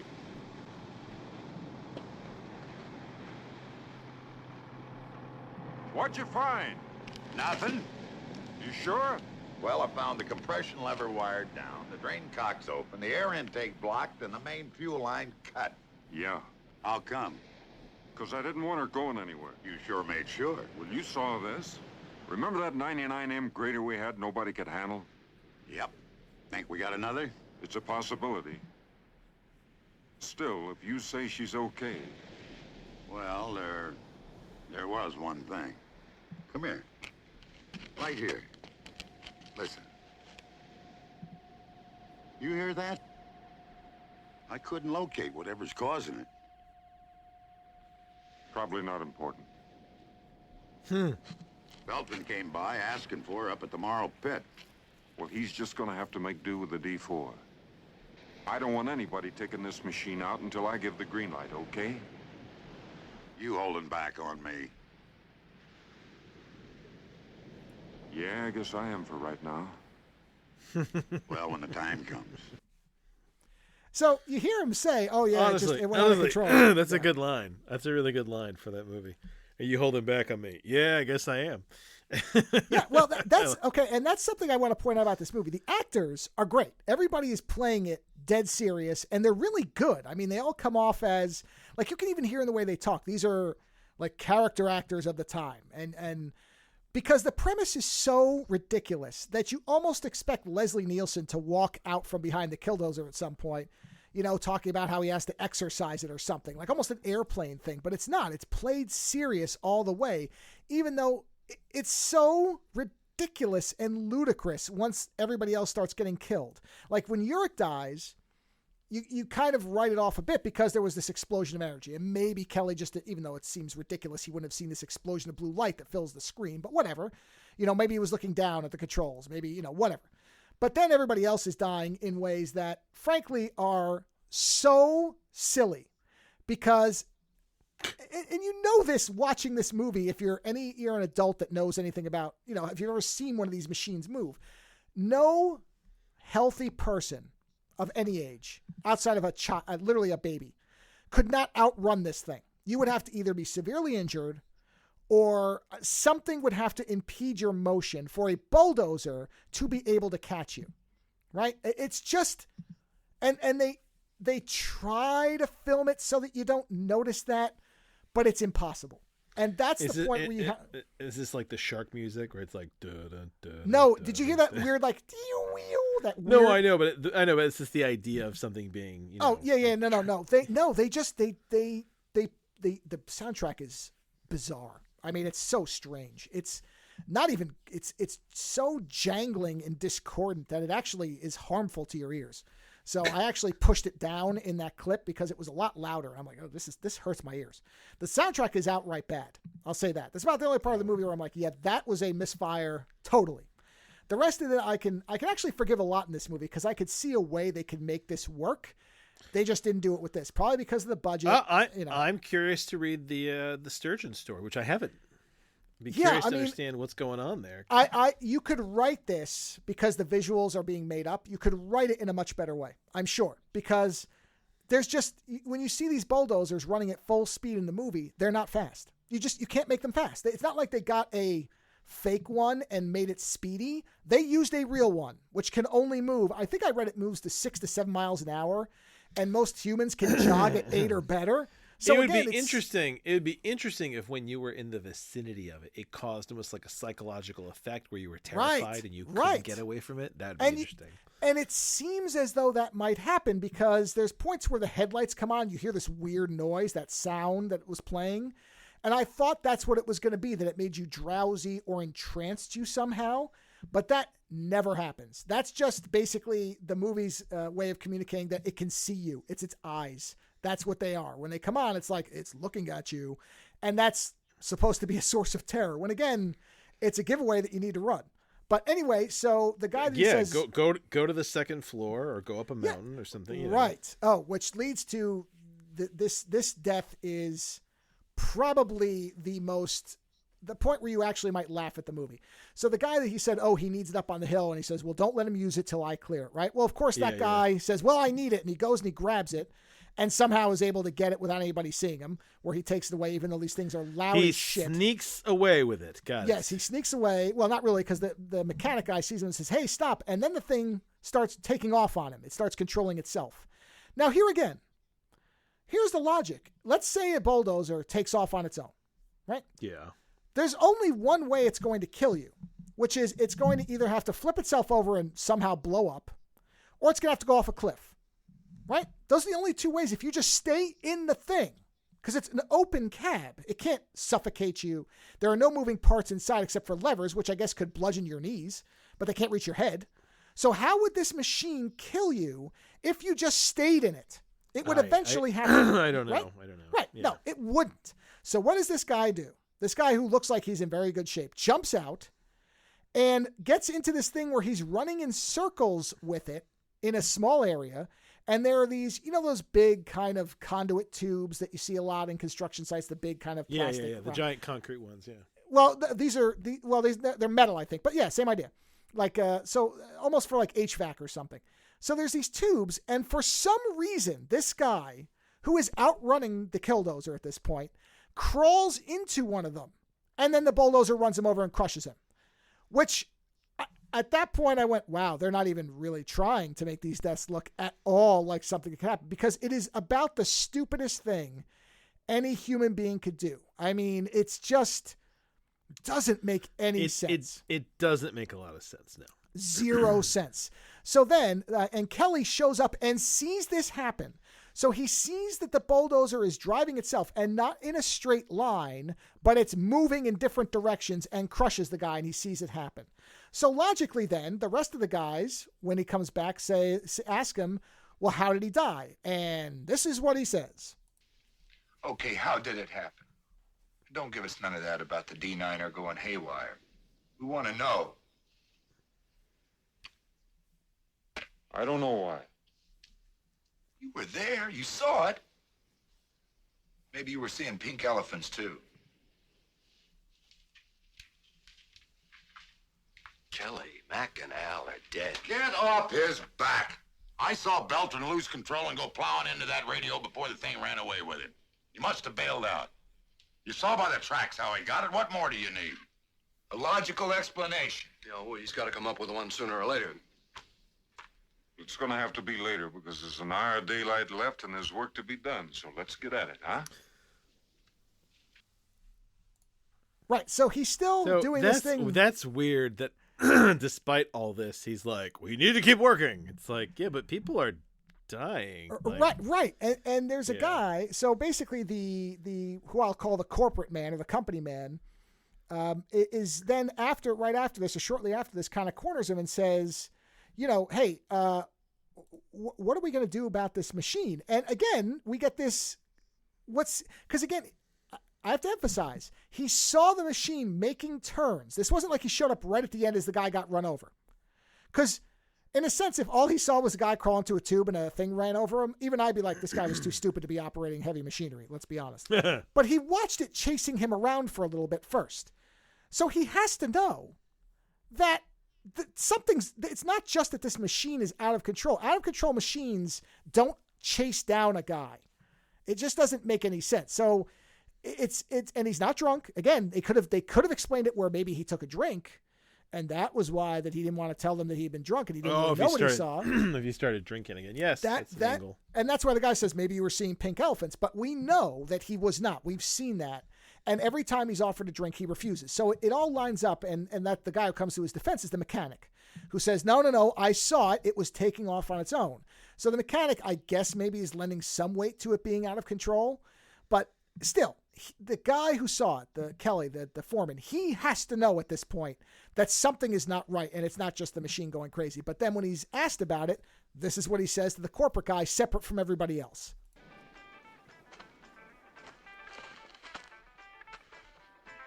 Kelly, Bob Beltran, what exactly did you see?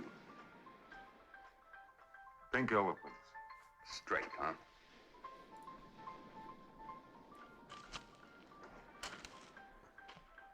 The D9er was operating by itself when it ran him down. Throttling, pivoting, floating the blade. How? I don't know how. Some malfunction in the controls. You've seen rogue machinery operate before. Look, I heard McCarthy, too. I'm trying to warn you. A blue light, my God, it was there in the blade. You don't believe that. The question is, do you? No.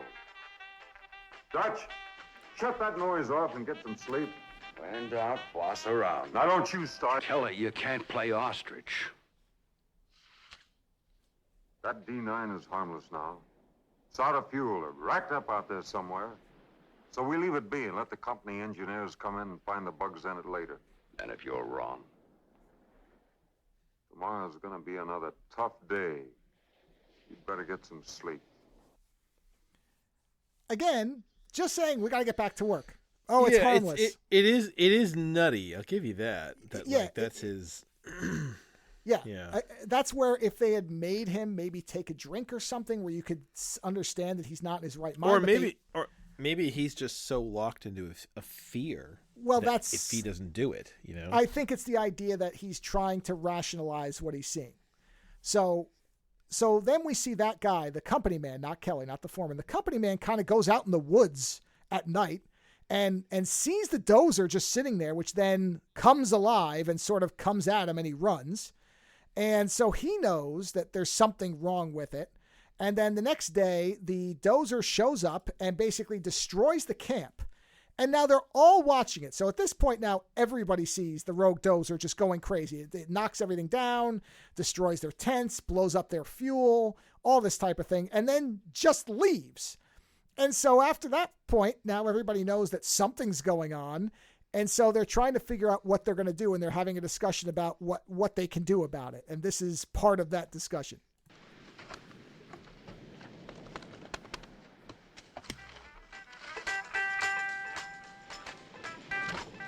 There's food, canned stuff, 2 jerry's of water. That ought to hold us till the supply boat day after tomorrow. Hey, Dutch, will you shut that thing off? He's coming off his spool. Remote control. That's got to be it, huh? That thing is running by remote control. Listen. Listen, you guys. We gotta do something. I mean, something's wrong. Machines just don't run by themselves. That means there's somebody else on this island. You know, foreign spies or something. How about a mad scientist? No, listen, Dennis. Come on, I'm serious. We're wasting Wait. time. There's got to be a logical explanation.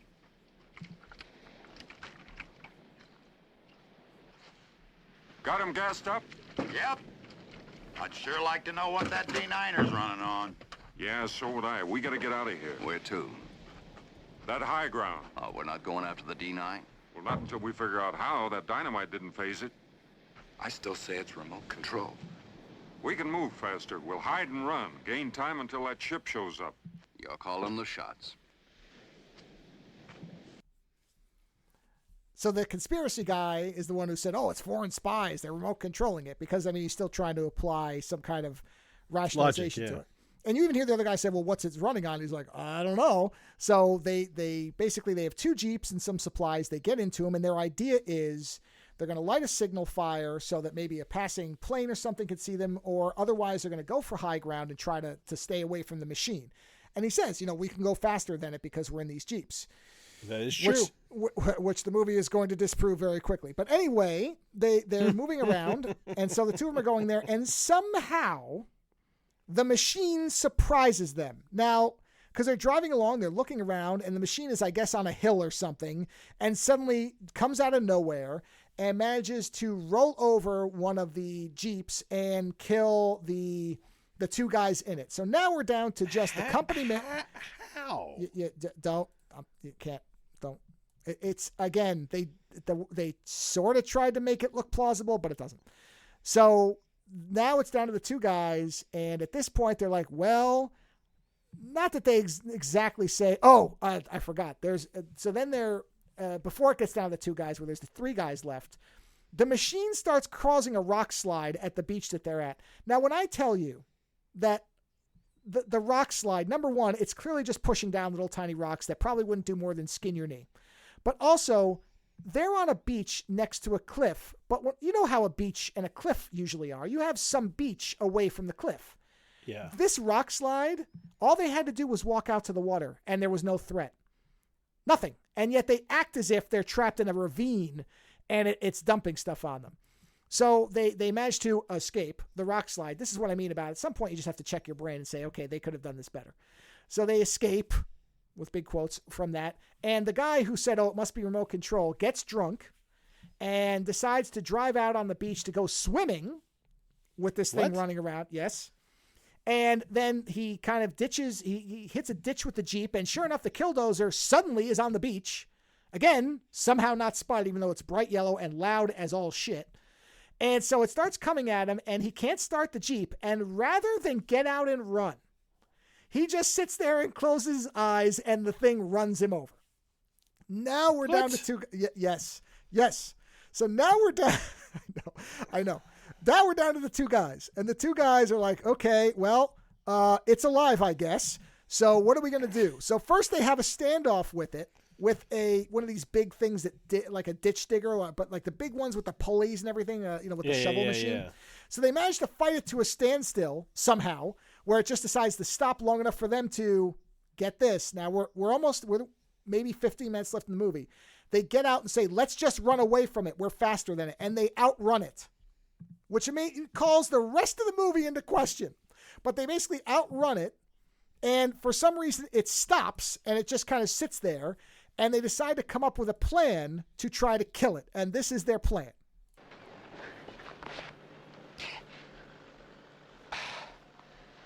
Dutchie was right. You can't kill a machine. What? Kill a machine. Hey, wait a minute. Of course you can't kill a machine. Don't you see our mistake? Yeah. The thing. Whatever. That's what has to be stopped. But how? I don't know how. But there's a way. There's gotta be a way. Think, man. How do you go about killing a killer? It's too heavy to hang. It's too big to put in the gas chamber. Wait a minute. Electricity. Brilliant. Now, I'm serious. Electrocution. We shoot juice into that big dozer. We got that generator. Looks damaged. Maybe, maybe not. We need a conductor of some kind. You're spinning your wheels, Kelly. No, I'm not. It'll work. And that's what's gonna make it work. Come on, Sarbo, give me a hand.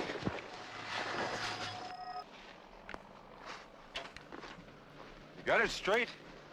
Gonna make that dozer charge the grader. When it gets both treads on that grid, wham, we fry it like bacon. Assuming it'll come from that direction.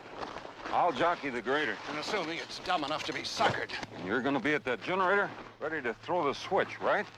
If it doesn't work, It has to. It's under warranty. You know, you may make it yet, Starball.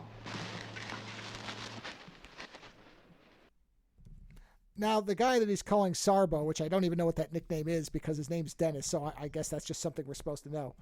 One thing I should have gotten a clip of it, I didn't, is that guy has one really great line that made me think of all movies, Heat, where there's a part, no, I'm not kidding. I found part of the quote here where he and that guy are going back and forth, I think a little earlier in the movie where he's talking about sticking together and he's like, screw you, it's every man for himself. And he's like, what do you mean? And he says, my life philosophy is, I've got the quote here, or part of the quote here. Quote, never have anything you care about losing. Travel light and travel alone, end quote. And I thought, man, don't get attached to anything that you're not willing to walk out in 30 seconds if you feel the heat coming around the corner. There you go. So basically, that's the irony is now it's the two of them because the two of them have been the most at odds kind of just in their whole way of approaching life the whole movie. And so now it's down to the two of them. They lay this trap for the thing. And sure enough, they manage to lure it onto the treads and they manage to electrocute it. And when they do, it starts screaming because it's got some kind of life force in it. And the electrocution kills the thing. And you see like the blue light kind of dissolves and goes away. And then the dozer just dies and they won. And then they have this little conversation at the end about, well, okay, we killed it, but how are we going to explain? Because the company's going to show up. How do we explain that there's 4 dead people and that we just electrocuted a living dozer? And they have this discussion about it.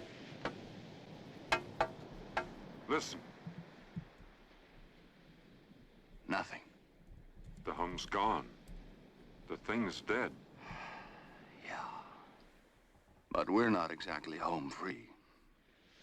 No, I guess not. All we got is our word that the thing existed. You know, we could fake things. Tell the authorities the guys got caught in a landslide. No, tell the truth. No matter what. No matter what. You know, in about 100 years, I might get to like you. And blow your whole philosophy? All I know is I'm sure glad to be alive. So am I, Sarbo. So am I.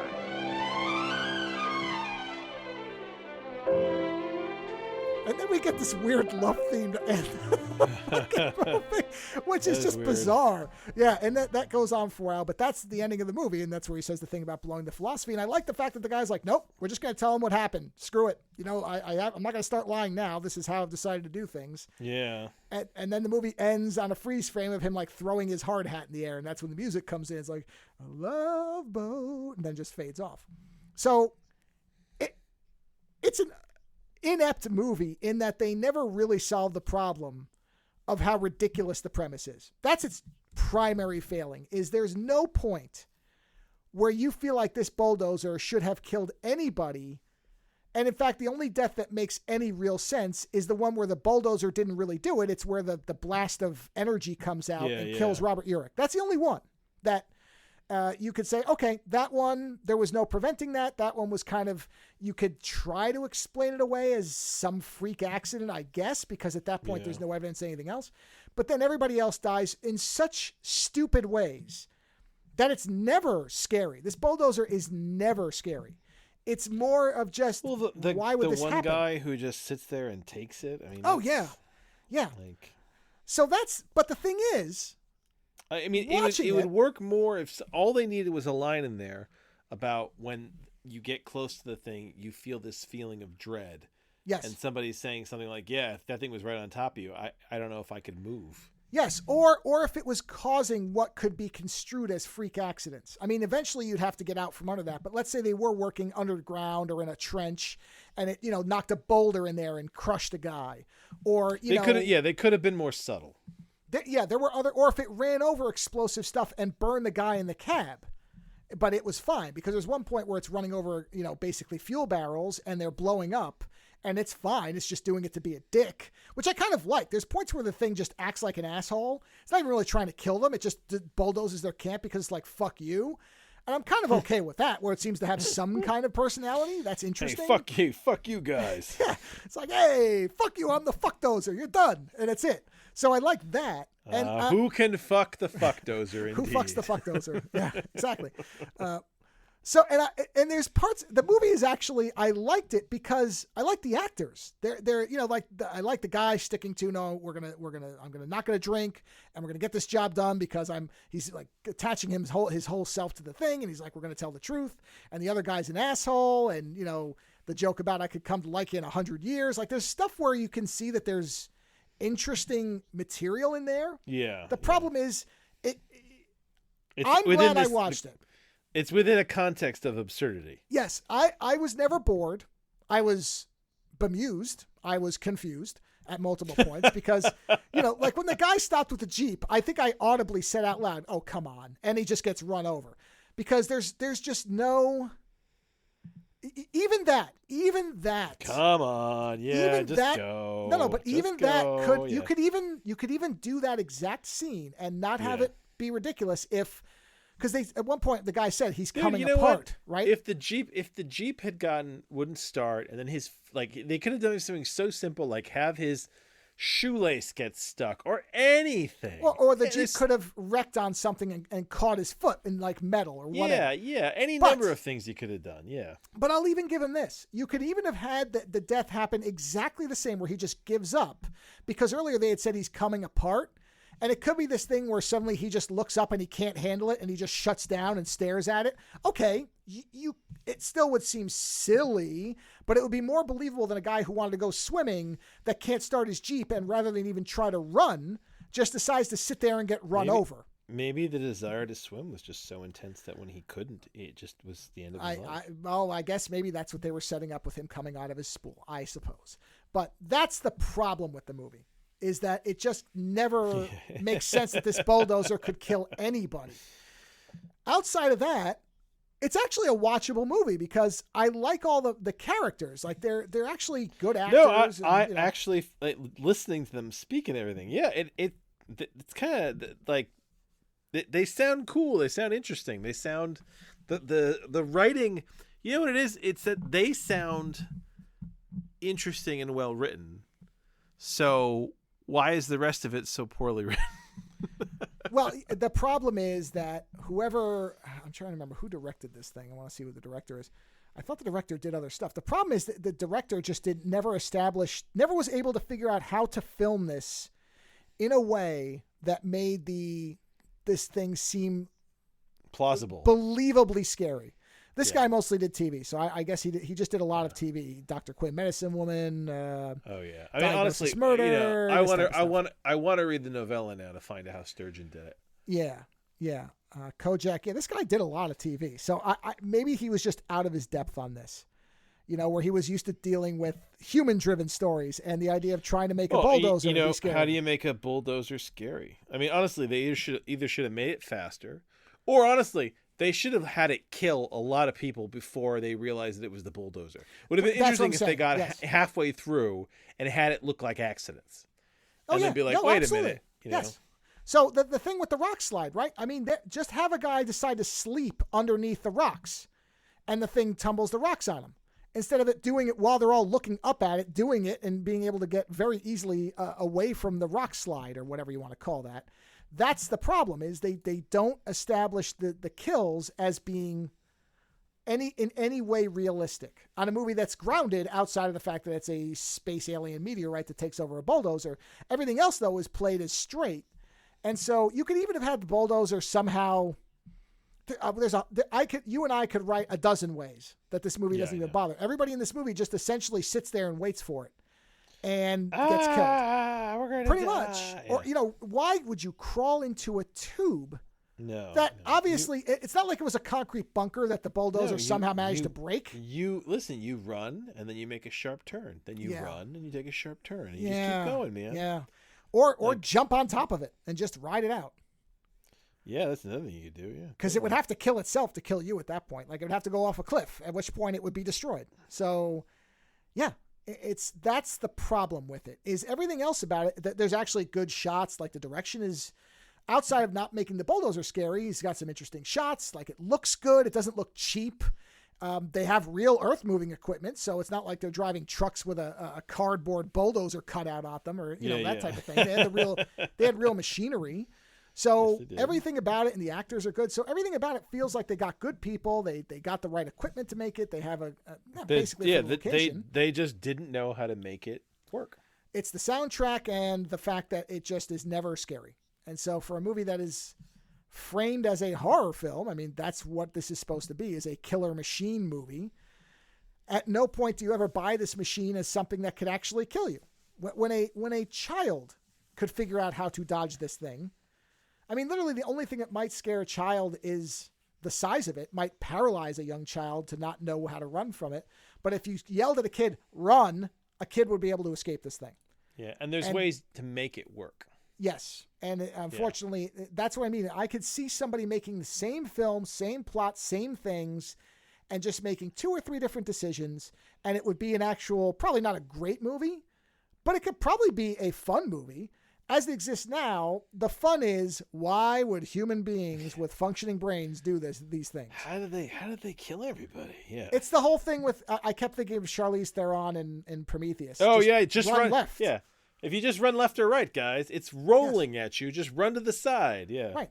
And in fact, the guy who gets killed by crawling in the tube, he is running away from it in big circles and is managing to evade it for a while. You would think that he would go, oh, why don't I just run in a straight line away from it? Or run into the water. They're near the ocean.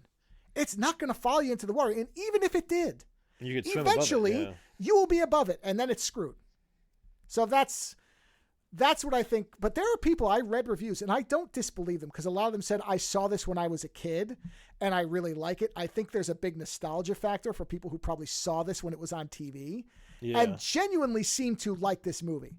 And if I had watched this as a kid and watched it now, I found it charming overall. I found it to be a charming, adorable movie. That's, from a logic standpoint, is an utter failure, but is somehow entertaining in its failings.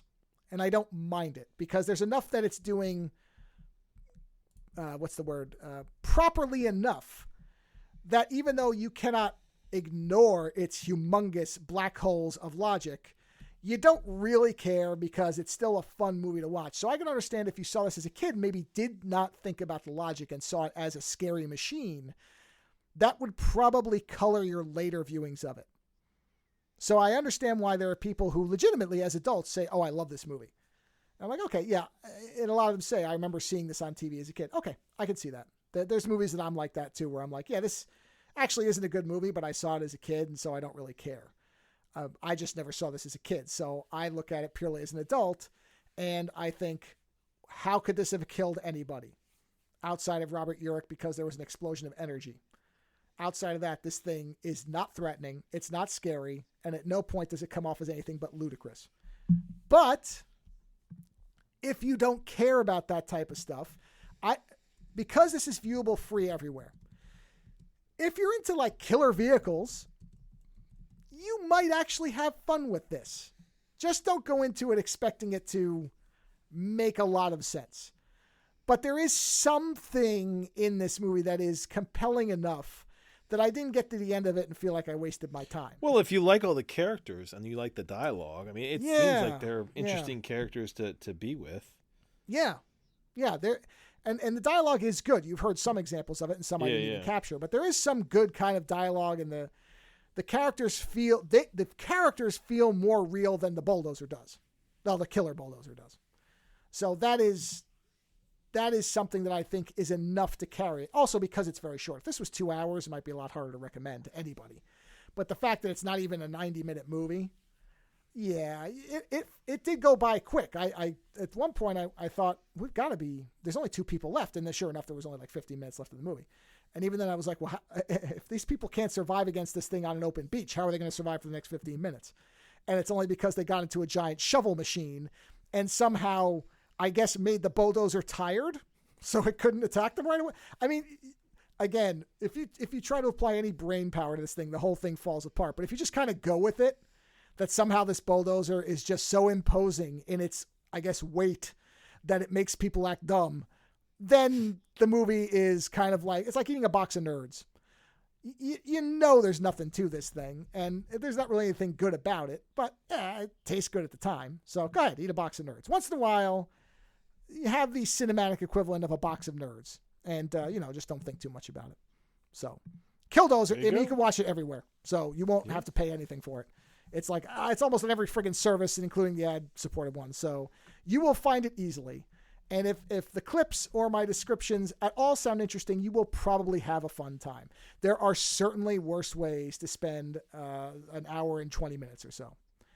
And on that note, that is it for this week. And we'll be back on our normal time next week. Sadly, I don't think that the ratings on the Nano Love podcast will warrant a continuation of it. So I wouldn't hold your breath for an episode 2. So it'll probably just be back to us at our normal time. Same bat channel, same bat time next week. Until then, enjoy your weekend. Talk to you later. Visit OzoneNightmare.com to subscribe to new episodes, browse through our back catalog, or to find links to support the show. Follow @OzoneNightmare on Twitter for the latest episode postings and other show information. If 280 characters just isn't enough, you can always email us, theozonenightmare@gmail.com. The opening theme for the show is provided by Heartbeat Hero. The closing theme is provided by Ogre. Please visit and support these artists using the links in the show notes for each episode.